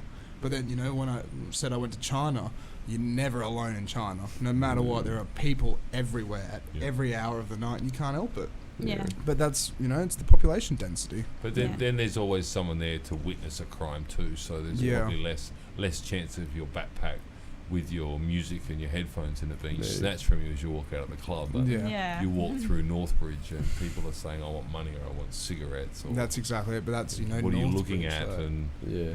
I can understand why a lot of people don't travel to places like Northbridge, and parking's hard, parking's expensive. Some Yeah. people are so forward with it as well. I remember buying a kebab, like half drunk, walked out of a club, I'm hungry, I want to buy a kebab. Bought a kebab, and some guy walks up to next to me and goes, that looks good, can you buy me one? No? No, I can't. You can buy yourself one. Oh, but I don't have the money. Well, you can't have the kebab then. Just spend his week's wages in the club. Yep. Got no money, and Yeah. next it'll be, "Could you give me a lift home?" Got no money for a taxi. So with Bali and stuff like that, and playing, like, you say Elysium as well as one of the other clubs, right? Lixi, Lixi. LXXY. It's spelled. Yeah, they play EDM. So what time do they usually close? Like around like 4 a.m. kind of 4 thing? a.m.. And so like, obviously when you leave, it's, everyone gets pushed out, but it's kind of safe because it's like, Yeah, look, because it's all about, obviously the media paints places the way they actually aren't. It's like, Yeah. if something happens, they'll be like, yeah, let's make it so, this is blowing up and this and that. But I can imagine I think fine. the government and the tourism department here are in cahoots with everything that goes on in the media when it comes to Bali, because a volcano on one side of Indonesia, a million miles from Bali will erupt a puff of smoke, and next minute it's not safe to go to Bali in the media. Yeah. Or they make up some mosquito virus that doesn't exist Yeah. and Yeah. pumps that around the media. There is this crime. I won't hide that. There's a lot of crime in Bali, a lot of bag snatchers. You don't walk in and put your mobile phone down on the table at the bar. It's Yeah. going to go. But that's common Um, sense kind of thing, Yeah. is there? It's a good story, actually. You don't. Yes. The French acrobat. Tell us a So- story. The French acrobat. All right, so a crime. Well, we're talking about crime. I was playing on the 4th floor of Sky Garden. Actually, we were both playing together. We were playing back to back. We were playing a house show, and 2 French girls come into the DJ booth dancing, wearing almost nothing, tiny little shorts, little crop tops. Very, very, very, very kind of the eyes. And I've just gone, sorry girls, you can't come to the DJ booth. Didn't have a clue who they were. And one girl walks out onto the dance floor, and the other girl leans over and backspins the platter of the track that I was currently mixing into. So I've gone, oh shit. Tried to platter this track so I didn't look like a really, really bad DJ at the time. And out of the corner of my eye, I watch her pick up my mobile phone and walk straight out of the booth. So I've grabbed Sophie's phone and I messaged the WhatsApp security group and the night manager, and they pulled the CCTV up and boom, sent me a picture. Is that her? Yep, that's the one. And they found her downstairs in the dome in the main room. And they've called me, so Sophie's kept DJing, and I've gone down and she hasn't got my phone. She's like, I didn't take your phone. She goes, look, I don't even have any pockets. And she's pulled a little shorts forward and she's got nothing in there, absolutely nothing. Underwear included. She's pulled a top up, flashed her boobs. I haven't got your phone. I've just gone, oh, fuck. Spat it. I've gone back upstairs. The phone's gone. And about half an hour later, the security manager calls me to the front of the house, to the entry, and they've gone back and grabbed her, and they've got her sitting on. If you've been to Sky Garden, on the 2nd level, there's a little outdoor balcony, and it's got leather chairs, so you're facing into the club, and your back's facing the street. And they're sitting there interrogating her. You know, we know you've taken this phone. We've got you on video camera. Blah blah blah. And she's denying it. She's there with a girlfriend denying it. And she steps up, puts her one foot up on the chair, and backflips over the wall, off the balcony, out onto the street. She's on the 2nd floor. Did she break her legs? Lands on the street, and we look over, and she's running across down into what we call Poppy's Lane 2, into the crowd.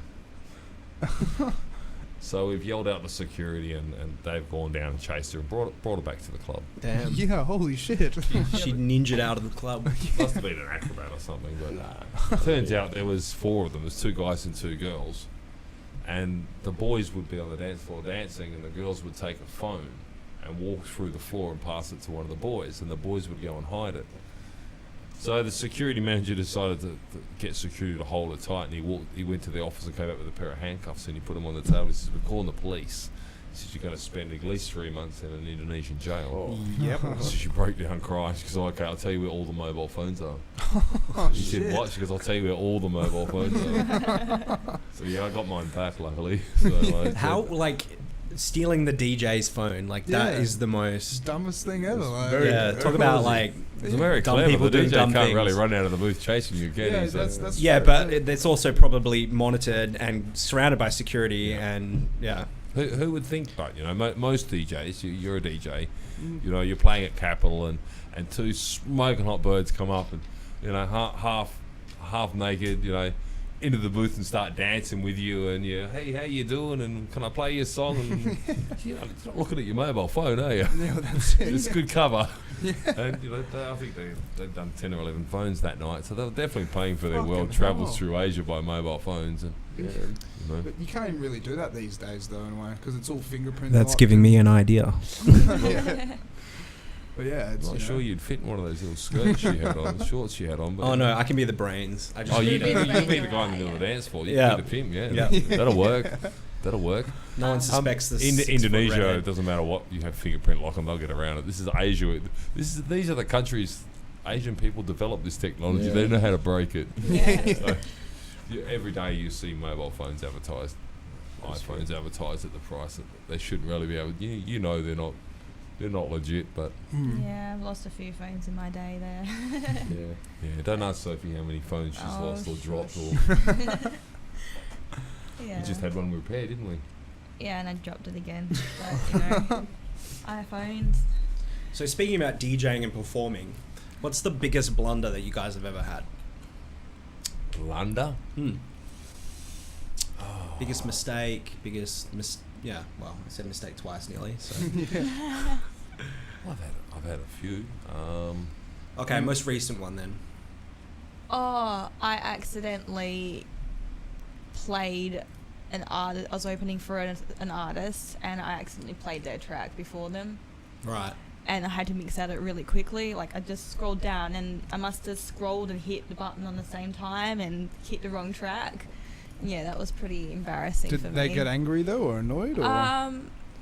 They were a little bit upset, but I went in and apologised and explained to them it was a mistake. It was not intentional. Who was sorry. the artist, by the way? I can't remember, to be honest. Someone big. Someone big. Someone big, yeah.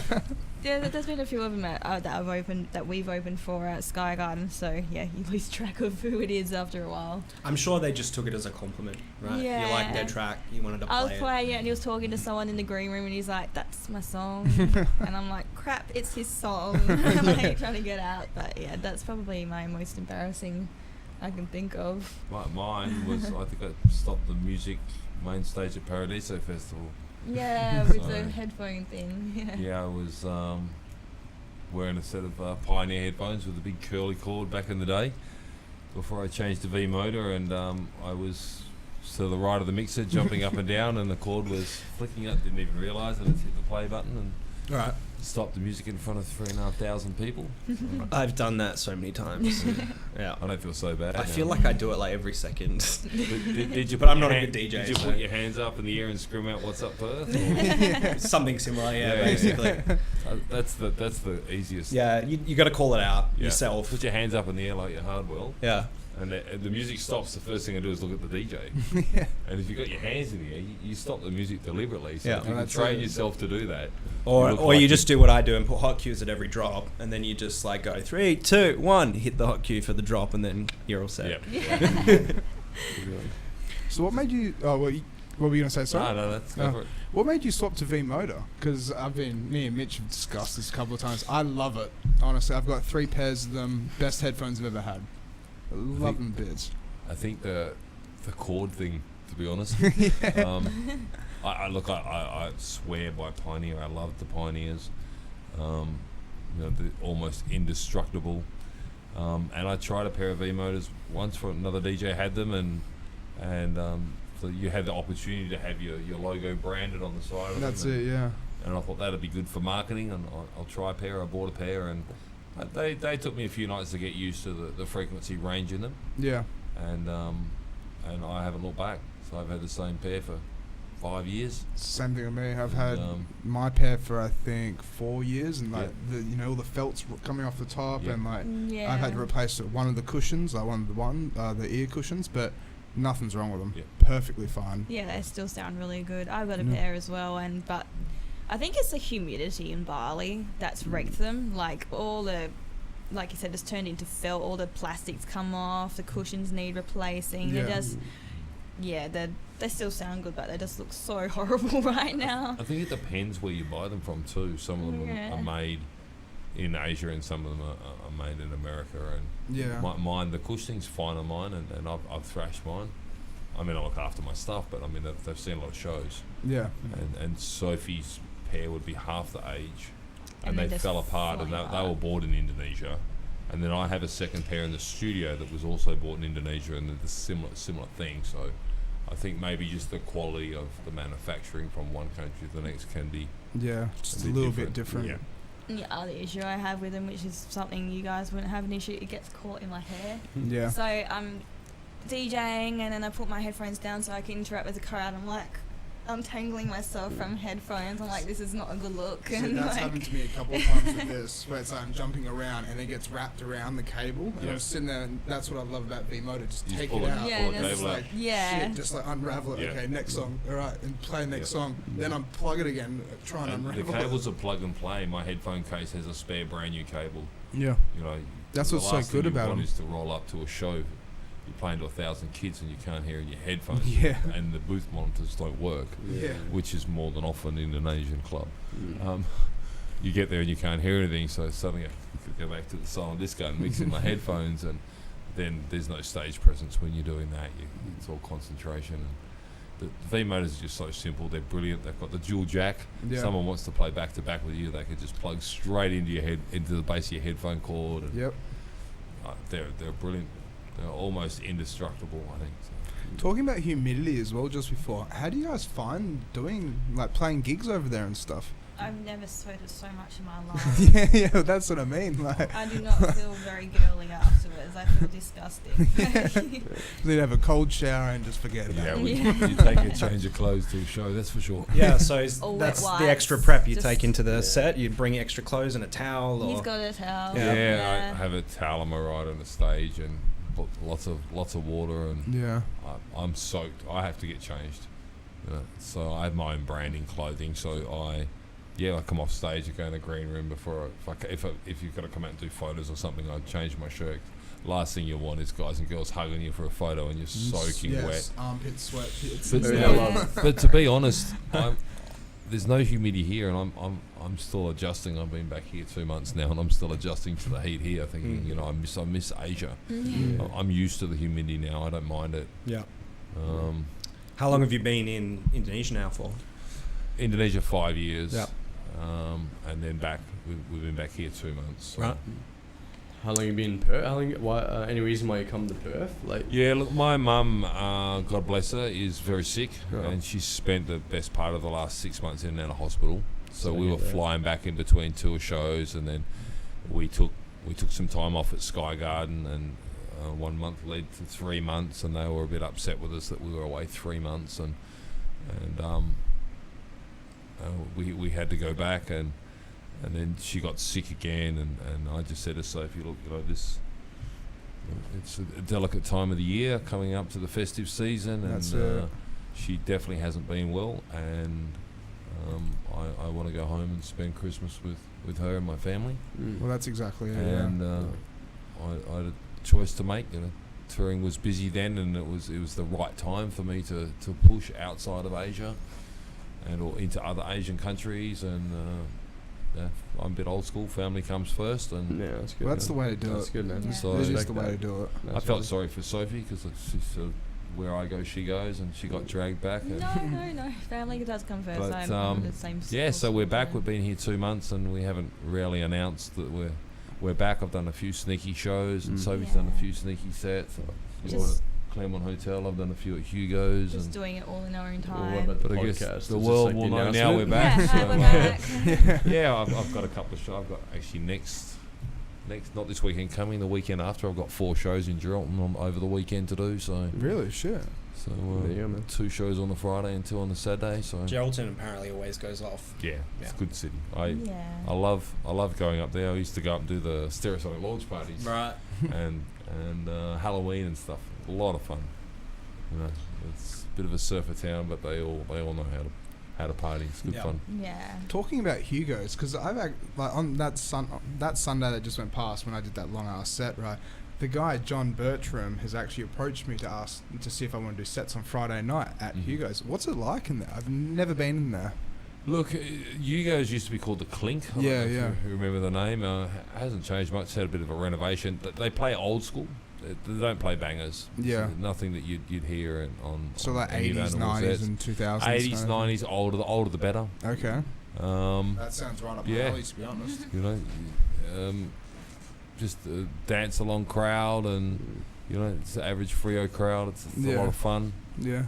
The club's open till 3:30 or 4 in the morning, and So it's just an overall good atmosphere in there. Yeah, Because I'm a little bit worried, just because like never been in there, but I've heard a few stories that can be a bit rough and just the Freo clientele. Because sometimes Freo clientele's not the best. Look, you get clubs around town in any city that have a rough crowd, and you get clubs that have a posh crowd, and look, it has a Freo crowd, but I wouldn't say they're rough, and I wouldn't say you're not in any danger. That's just. When It's I just was young, another fella, I used to club. go to the Clink and drink, and it's the same crowd they had at the Clink 10 years ago, 15 years ago. Yeah. It's people go in, they want to get drunk, have some fun, girls doing cartwheels on the floor, and Yeah. guys chatting up the girls, and it's a club. It's no different from other it's places. not Pearl Bar or something like that where everyone's in a cocktail dress or but it's good fun. They're good people, and they dance, they sing, they drink, they get drunk, they go home. They wake up with a hangover and they come back next weekend and do it. So I don't think the crowd there is any different than it is 2 doors up the road at Metros. Yeah. But my advice is don't go hard if you do play there, and because older the better. If you got some eclectic tracks, they seem to like that, and you play a bit of pop and what's on the radio, but don't play EDM mixes heavy, or anything. heavy Don't play top anything 40. heavy like that. Yeah. But I had fun. I've done 2 shows there, and it was fun. Yeah. So That sounds alright. Going back to Bali as well. So you've got the 2 major clubs, which is Sky Garden and Lixie. But then do you have, like, as you just said, like, you get cocktail dress kind of bars? Like, is there upper class and average? There's thousands of clubs there. Really? So just in, it's broken up into suburbs. You've got Kuta, Seminyak, Legian, Canggu. In the Kuta area where Sky Garden is, you've got on one strip, you've got Lixie, Engine Room, Bounty, Paddy's, Sky Garden. Yeah, I've heard of the Bounty actually. VIP. It just keeps going. What were you going to say? Yeah, they're all your commercial EDM clubs. And you go up to Legian, you had some house venues. You had Ginger, you go into Seminyak, and you had La Favela. Sky Garden have just built a new club there called Los Gringos. They built another couple actually. Shishi, I think one of them's called. So there are clubs. I think the former owner of Sky Garden, Sean, he's built a club called, I believe it's called Shishi, and that's upmarket tech house. And it's just had its grand opening, and I believe it's dressed to impress in that sort of venue. Okay. You find a lot of the venues are dressed to impress, and others you can rock up in your thongs and your board shorts and your tank top. So that's so good, not having a dress code like that. Yeah, look, it's just casual, makes it just more the clubs chill. are different. You can't go into Sky Garden now in flip flops and tank tops. It's changed over the years. You used to be able to. But it's just a safety thing as well, because if someone smashes a glass on the floor and you're wearing flip flops, bam. Yeah, when you've got 2, 3, 4, 5, 6, 7,000 people coming through the doors every night, there's going to be broken glass. That's exactly Someone's going to it. fall over. Yeah. Someone's going to get drunk and be sick. Yeah. And so no one died on your thumbs. Yeah, and it's an image now. They're a top 100 club. I think they ranked about 75 or something, or 79 the first year they went in, and now they're I think 54. And It's so really there's lots of videos. You've got big people, Afrojack, Aoki, all those guys. Marshmallows played Marshmallow as well. Holy shit. All those artists playing there. A lot of them have got their own videographer teams with them. There's lots of after movies and films, and you want your image, your club, to be a top 100 image. So That's you want to wear your flip flops and tank tops. You go next door, and same music, different experience. So, but there's definitely clubs there where you need to dress up, and a lot of the houseier clubs are like that. The girls put on a nice cocktail dress, or so the different demographics tend to go to the different suburbs. Yeah. So then, with the it's busy through summer, and it's obviously busy through the leavers kind of era as well. But then, what's winter like? Look, there was a high and a low season in Bali for years, and I don't think it's much different now. I think it's just one season. One season. There used to be a high. It's the opposite to Perth. So, in our winter, Bali was busy, and in our summer, Bali was quiet. But I think the way it's expanded now, there's no really high and low season. It's just busy. Acts are coming in all the time, and places like the W and Finn's Beach Club are putting on huge international acts and pop stars and coup d'etat and potato head and there's so many more new beach clubs. What has changed is the nightlife. There's a lot of competition from American companies, Omni and stuff like that, beach clubs, and putting on big acts where people dress up and spend top dollars, and bottle service is expensive. Yeah. I think the seasons have leveled out now. You know, you still have your wet season and your dry season, and people go on holiday. They get their budget holiday when it's going to be rainy, and Aussies don't care. They're riding around a scooter and they're getting wet, but it's still 30 degrees, so Yeah. you're not cold. Yeah. You walk in the club in your bikini or your board shorts, and 2 minutes later you're dry, drinking a cocktail. You know, it's a bit of a carefree sort of island. That's awesome, You though. wouldn't do that in Perth. You know, you walk into Geisha all wet, and someone would be like, Yeah. "You smell. Go home and have a shower." That's You know, it. like, Speaking of which, a lot of our viewers are from Perth. Yeah. Ours is mostly focused on the Perth nightlife industry. What advice would you have for people who are going over now, who are hearing this and going, "Oh, the clubbing scene in Indonesia and in Bali is really great"? Is there anything they should expect that's different to their clubbing experience here in Perth? you know, if you're younger, just understand that the strength of a drink Right. in Indonesia is a lot stronger than what you're going to get here. We have a measured pool here. There's no such thing in Bali. The kids go over and schoolies go over and they get drunk really quickly because they're buying a cocktail that's got 4 shots of vodka and 3 shots of tequila in it. Yeah. They'll have 3 drinks and wonder why they pass out and they're sick and they think they've been drugged. It's because you're drinking a lot of alcohol in those cocktails. Yeah, just take it easy. Take your time. Leave your mobile phone at home. Leave your Right. passport at home. Leave it in the your safe in the Credit card at hotel. home. Leave your credit cards at home. Take cash. Your hotel's 5-minute walk away. If you run out of money, you can go back to the hotel and get more. That's it. That's my advice, because there's a lot of pickpockets in Yeah, you just gotta in play these it types of smart. countries. And no drugs. And don't do drugs. Look, it's a zero tolerance. Yes. Not sure you don't. Just stay right away from it. So with that though, like, I mean, obviously there's been little hiccups here and there. It was like something happened. I can't remember the location or wherever it was, but something happened with like a kid with Panadol tablets crushed Oh, that up. was Sky That was at Sky Garden. Okay, so I didn't even know that. Yeah. Sky Garden, here we go. That was Schoolies not last year, the year before. Yeah. And I think he was a Perth boy, or he was an Aussie boy. Yeah, I just saw it in the news. 16-year-old kid. And the security were checking bags and everything, and bum bags, as the kids all, Bali bum bags are popular to keep your phone, your money in. And he's got this sachet of powder in his bag. And so security grabbed him and took him down to the local police post, and they arrested him. And it was crushed Panadol. He bought it on the street, thought it was Coke. So lucky that Very- it wasn't. That's my incredibly fault. Very lucky. lucky, because Yeah. he, with a bag that size, he would have got 5 years Yeah. in jail. Prison. So it's very serious then with the drugs. Extremely. Oh yeah, you don't take drugs into the country. That's a death penalty. It's zero tolerance. Yeah. And- there's And if definitely- you get caught with it, it's Yeah. There's a it's- lot of drugs there. There's a Yeah. surprisingly, there's still a lot of drugs in Indonesia. Yeah, That's And, everywhere though. yeah. That's Yeah. Again, it's came like in the and liquor laws in just general. Perth. They're really hard on the liquor laws here in Perth, and yet there's still drunk people and drunk Yeah. brawls and drunk drivers and drunk fights drivers. Yeah, I'd say, yeah. It's- to me, education is what lacks. Mm. You know, You're can- right. You can have a lockout. I'll go somewhere else. That's it, You yeah. know? They'll have a party at home. Yeah, You know, people are going to drink, drive, educate them properly.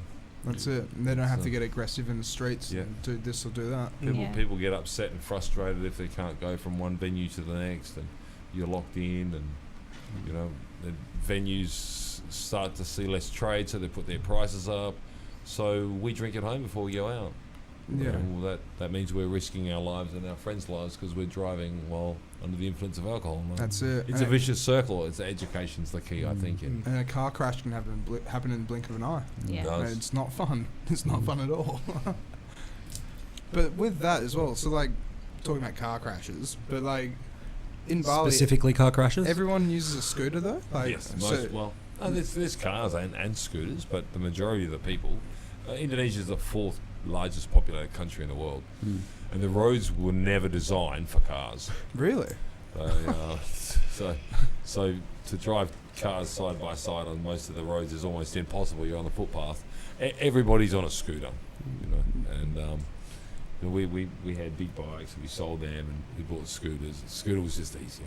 Yeah. And They run on nothing. there's as still well. cars there, there's still taxis, and the richer people or people that go to the clubs where you would wear a cocktail dress and they don't want to get wet, will take a car.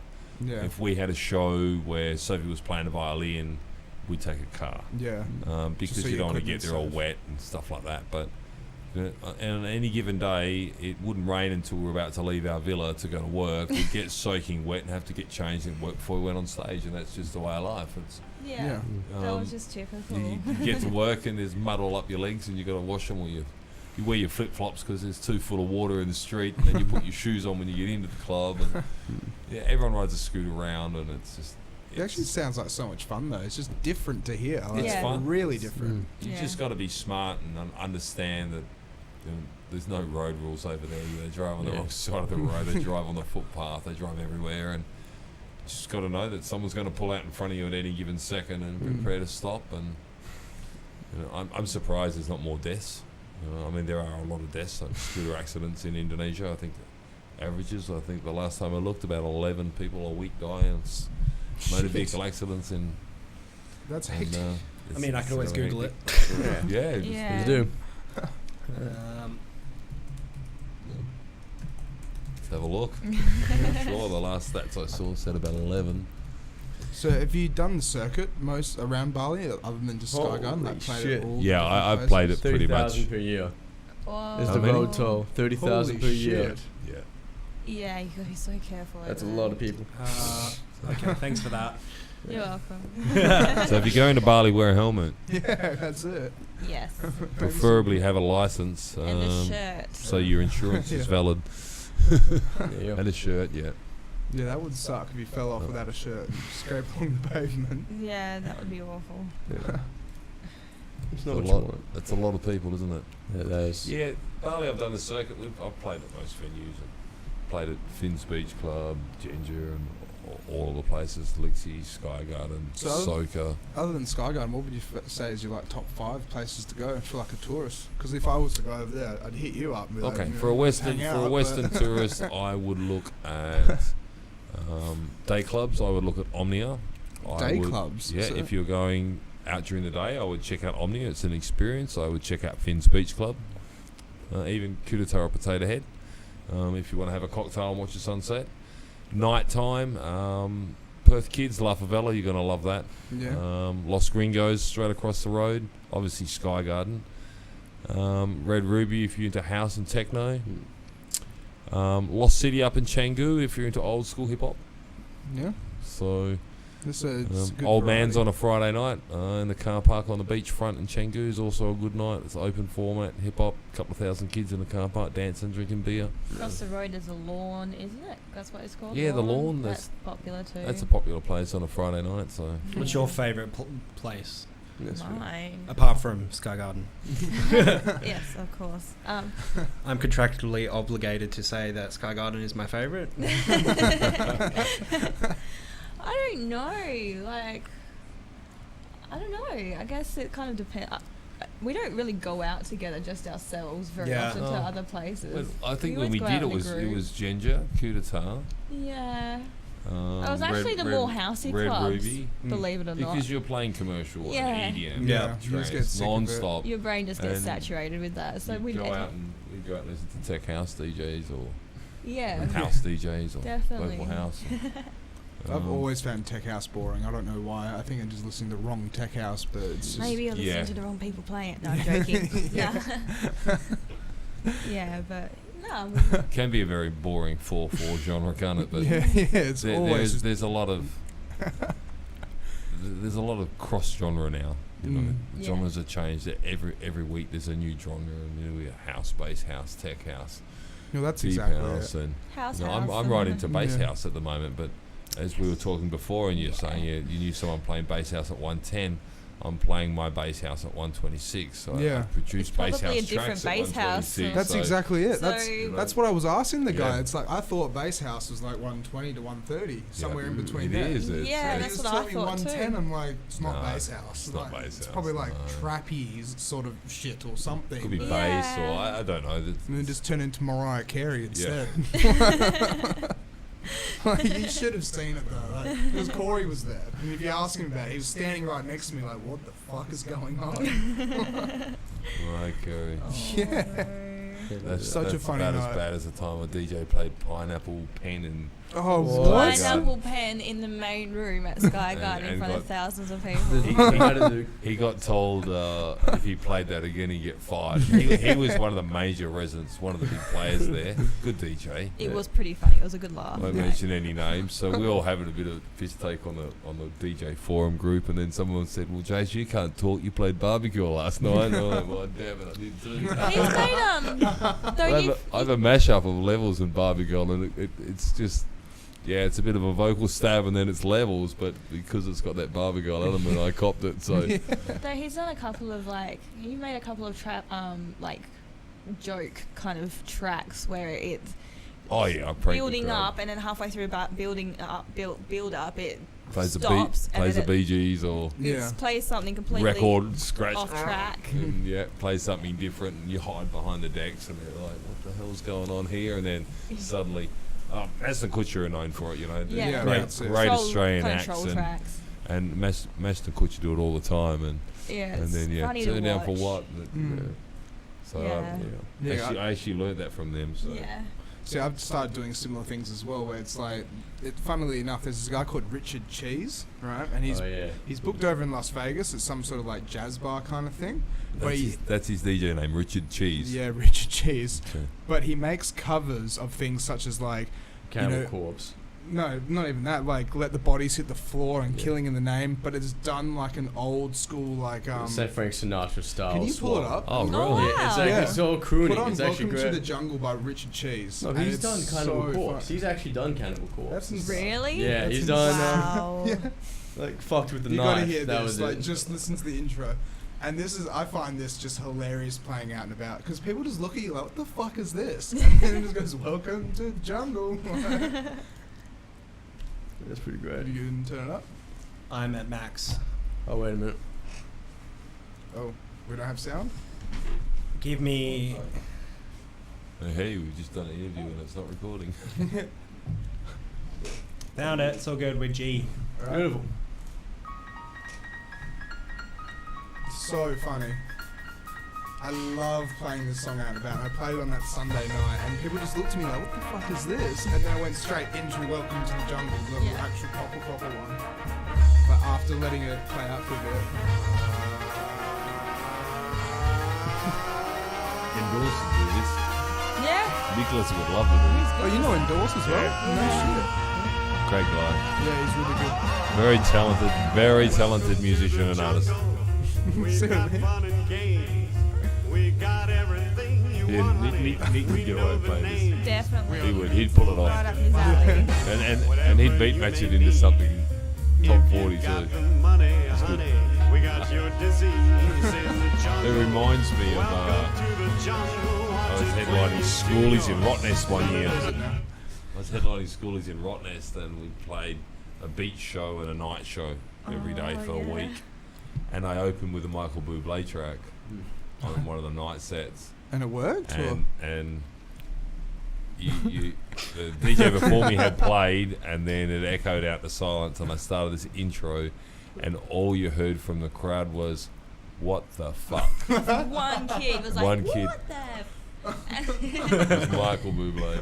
That would have been And it just amazing. built up, and then it went all electro and bang Yeah. into a big drop. And it It went was- off, it but went yeah, off, that but- kid just going, what the, in the middle of the crowd. Everyone heard it. It was so funny. But that's what we were saying before. It's like you got to stand out in a way. Yeah. So if you do things like that, people will remember you. Like Yeah. went out last night, and this DJ did that and played Michael Bublé. What Yeah. the fuck? Yeah. Like, that would have been sick. Like, Yeah. Yeah, you have to be theatrical. yeah. I've based my whole persona on being theatrical, and hence why it was great when Sophie came along and she said I can play the violin. And I went, well, right, we can play a duo. I want to feature my show, and it just went from there. Jumping around on stage. People don't understand like DJing, just your typical nightclub DJ versus like actually having live elements on top. It's 100%. so much more complicated, and so there's like so much more respect should be given, I guess. You've got to put thought into it, and there's a lot of work in the studio, and especially for Sophie learning songs. And I'll say, look, can you sing this? Can you sing it first? Yes, I can. And then she's got to learn the words and change the track if it's not key to something she can reach. And the same with violin, she's got to learn the chords, and we've got to find the. I could potentially play at hoc, but I'd rather not. I'd rather it sound good. And the other issue is I like to practice what I'm doing over and over again, because if I have a sound issue and I can't actually hear the violin, a lot of my playing is based on being able to hear myself to know whether I'm in true tune or not. That's why violin is so difficult. But at least if I've been practicing over and over again, I have a chance by using my muscle memory rather than what I can hear. That's why a lot of people go, why don't you just play this? I was like, because there's reasons behind everything. Everything's really well thought out. Yeah. It's not like a band. It's a big brain got shit happening. Fallback speakers in front of you, and she's running around on a stage in front of a few hundred kids with a violin. There's no speaker in her face, so she can't always hear what she's playing. And well, see, that's a similar thing with me as well. Like with my collection, because I've got 24,000 songs, right? And I've got 14,000 songs in my main playlist that I play out and about. But it comes down to muscle memory of just learning my S4 back to front. So when I play a song, it's like, I can just go, yep, bam. I just know for a fact, if I press that, get to that section of the song, and can just juggle it and just do whatever. Preparation is hours and hours of work, even for a DJ that's touring or. That's exactly it. You just can't do it overnight.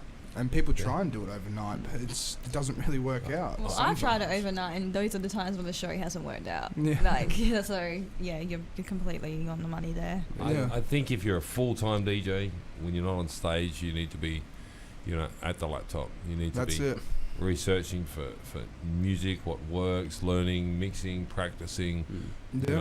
Dive into production and learn.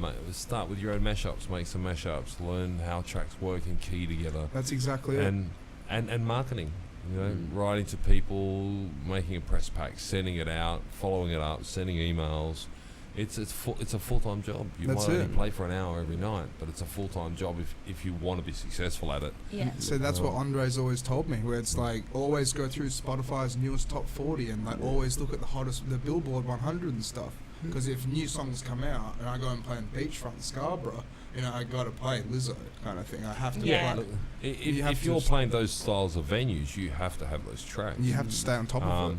But if you're playing at a different style of venue, you don't jump on Beatport and download the latest top 100 that everyone else is playing. Yeah. So I try and play something familiar, something not so familiar. Yeah. And so you're different. If you just play the top 40 tracks, then like you and I are else. going to play exactly the same sets. Then it's going to stand out. Who's better looking or who's got better stage presence? Yeah, or who gets exactly more fucked up? And It's always going to be you, man. I don't know. All right, we're down to our last 10 minutes. Do you want to start the plugs? Just Plugs? before we start the plugs as well, I was going to say, where do you guys want to aim to be kind of thing in 5 years or 3 years or... Because you guys are already established, and you're the number one male top Asia DJ. It's so awesome. You're not even Asian, man. It's crazy. He's a half Asian, To me, those competitions are a popularity contest. And it goes hand in hand with the, like I say, I follow up. Kids write to you, Instagram, Facebook. You reply to them. So you talk to them and you answer their questions, and voting time comes around, they vote for you. So I don't know about being number one. I mean, it's a title, but it's that's it. There's plenty of DJs out there that do what I do and probably do it better. But 5 years, I'd like to conquer the rest of Asia and the States and some of Europe, and before I get completely too old to be a DJ you're never too old. Look at like Chocolate Puma and stuff like that. Yeah, of course. Like you might have to change genres. I might be able to play schoolies, but or the Jungle Terror or whatever. Oh my god. But I play techno and be 55, 56 like Carl Cox. He's still smashing it out. So. Yeah. yeah, I'd like to do some more production. You know, I've released a few songs late last year, and I'd like to get back in a studio and do some more work there. I'd love to see Sophie's voice on some tracks Actually, rather than other girls that have been on them, but and see how far we can push this one. Like, she's very talented, and Oh, stop it. and yeah, I manage a few little artists around town and in Asia, and I'd like to expand on that too if we can. So we'll see. Well, that is Yeah. definitely a way to do it. Like just having the booking company and just expanding. Yeah. Because it's basically like passive income in a way, isn't Oh, it? it is. You know, we've just rebranded Team Arena Events to Team Stone Entertainment. So I thought I might as well use my own name. It's established in Asia. Yeah. I'm not sure that it's so established here now. I've been away for 5 years. Most young DJs probably wouldn't know who I was, but yeah, look, we want to give it a go and do a few events and look, see if I can give some young kids the opportunity to at least experience what we've experienced. It's been a lot of fun, 5 years. Yeah, for sure. And, Well, that's I'm awesome. grateful for what we've experienced. So. Because in this industry, having a role model is such an important thing, honestly. Oh yeah, just to tell you what not to do, not Yeah, what that's to it. do, what not to do, Yeah. and you stay humble and how to market yourself right and how Yeah. to get out there and And experience it kind of Yeah. thing. it's Yeah. anyone can do it, mate. It's you just You don't just- want to do it. Yeah, you have to put the If time I and can't effort do in. it, it can't be done. Is what I say. So Gotta have the right attitude and be nice to everybody. Yeah. See, that's a similar thing with me though. It's just this whole time going to Capital every single Saturday. It's just learning and just realizing that if I stop doing it, well, I'm going to fade away. You know? Yeah. And if I keep doing it, then hopefully I'll get to where I want to be. And now I'm Yeah. just a full-time DJ. There you go. when you believe that you know everything, you stop learning. And That's there's, it. There's always going to be some young kid that comes in and can teach you something. That's exactly it. You know, or some older DJ, and look, they mightn't teach you what to do, but they might teach you what not to do. So I critique every DJ that I watch, but I keep that to myself, Yeah. and I'll think in my head, I wouldn't do that for this reason, and I've learned something. I've learned what not to do because it didn't work, or I might go, I've never thought of that. I might give that a try, and you're always learning to the day you die. Yeah, Yeah. that's So- exactly it. What about you, Sophie, as well? Where do you see yourself in like 5 years? Look, I know I've been avoiding the studio, but I think for me to move forward, I'm going to have to bite the bullet and face Yeah. face the it. studio. Face the monitor. Face the music. monitoring, get Yeah. my head down, bum up, and work hard. And Is it a lack of motivation or something else? No, I just think the whole process is tedious, and I Right. just hate doing Is it. the 5 year plan trying to avoid the studio for 5 years? Is that It's just no problem with cooking, you know. That's tedious. So. It is just cooking is like watching paint dry, as far as I'm concerned. But we eat out a lot. I love the creative process when it comes to the studio. It's just the fine tuning and the other stuff, and oh, God, hate it. But yeah, no, it's definitely you got to make tracks if you've got to move forward. She's actually got more talent in the studio than I have, but That's you just can't get her in there. But yeah, just pretty much get back in the studio and start releasing tracks and make a name around music rather than just DJing. Yeah. Yeah. Well, I can imagine you guys would know that many people that if you were to start making tracks, you got a banger. Yeah. Just know the right person to push it onto, and there you It's go. a lot of marketing and there's a lot Yeah. of money. You've got to actually finance Yeah. it. Once you delve into the bigger side of the industry, you tend to realize some secrets that are out there, and Yeah. you don't just write a banger and put it out there and it sells. No. Yeah, of course not. And Yeah. Never. unless your tones are right. She's brilliant, by the way. Yeah. Um, Yeah, she actually is really good. and Australia needs more artists like that. You've got marketing. You want it on Beatport. You want it in the charts. Guys are investing money to keep their tracks there until the public are buying them, and Yeah. it's a lot of work. You know, my tracks have never been up in the charts, so and I'm not going to pay $5,000 to have them in the top 100 for 5 days to see if people will buy them. But That's it. Yeah. that's the way the industry works. Unfortunately, it's all ghost production and marketing, and if you've got a product, if you've got a good song, and you've got the money in the back and the finances behind you to market it, it can be successful. But there'll be a million kids out there that have got bangers that'll never see radio. Yeah. because they don't have the funds and the marketing and the support. But it's not even that as well. It's the bigger companies behind them. Like, did you ever hear about the big Beatport scandal quickly as well? No. So No. David Guetta and Tiesto and Hardwell, right? So David Guetta would make an album or he'd make a few songs, right? And then what would happen is Universal Music, whoever signed him, was actually buying the track on Beatport to push it all the way up to the top. Yeah. And Richie Horton, the owner, got in a lot of trouble for it because he was letting that kind of shit happen. Yeah, that And doesn't surprise me. That happens all the time. Yeah, Yeah. well, I won't name artists, but I've had messages from artists, can you buy my track and I'll refund the money in your bank. Yeah. It happens, but that's how. I mean, That's you how the think how industry many is. Yeah. millions of young producers are there out there? That's Yeah. exactly How many it. songs are being bounced down Right now. right this very minute? Mm. And you've got to get out there, get that out to the world. Now, if you're an 18, 20-year-old producer who has no network and no contacts, Yeah, that song's never going to see the light of day. that's it. Unless it's discovered like Justin Bieber on YouTube, or it's discovered by someone and Hardwell comes along and says, I can remix that and play that at Tomorrowland. Yeah, And then suddenly it's a Hardwell remix and they look and go, oh, who's Joe Blogs? Suddenly you've got a pile of new followers. that's it. That's why collabs are so popular. That's exactly Because it. an up-and-coming producer can collab with someone who already has 1 million followers, and suddenly that 1 million followers turn and go, well, who did he collab with? Yeah, Oh, James Brown. Well, now James Brown has 1 million followers. that's And it. So It's just a snowball effect in it a way. is. Yeah. It's money and marketing and management, and it's a full-time job. The 3 Yeah. M's.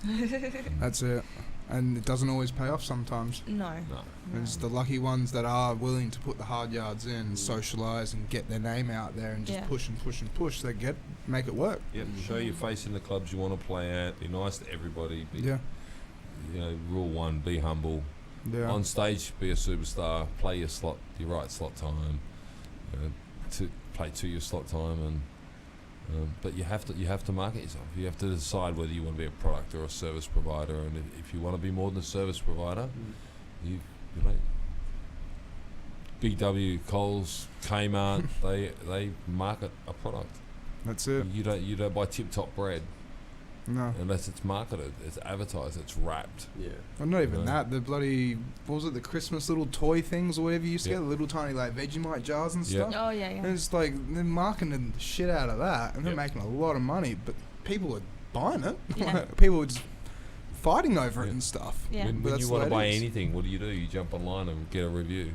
Yeah, You that's know, exactly it. You want to buy Xbox, you want to buy a PlayStation, you have a look, you look Yeah. at reviews, you look at marketing. You talk to friends. I And want to buy a new phone, which is the best phone, or right down to your software. What software do I play?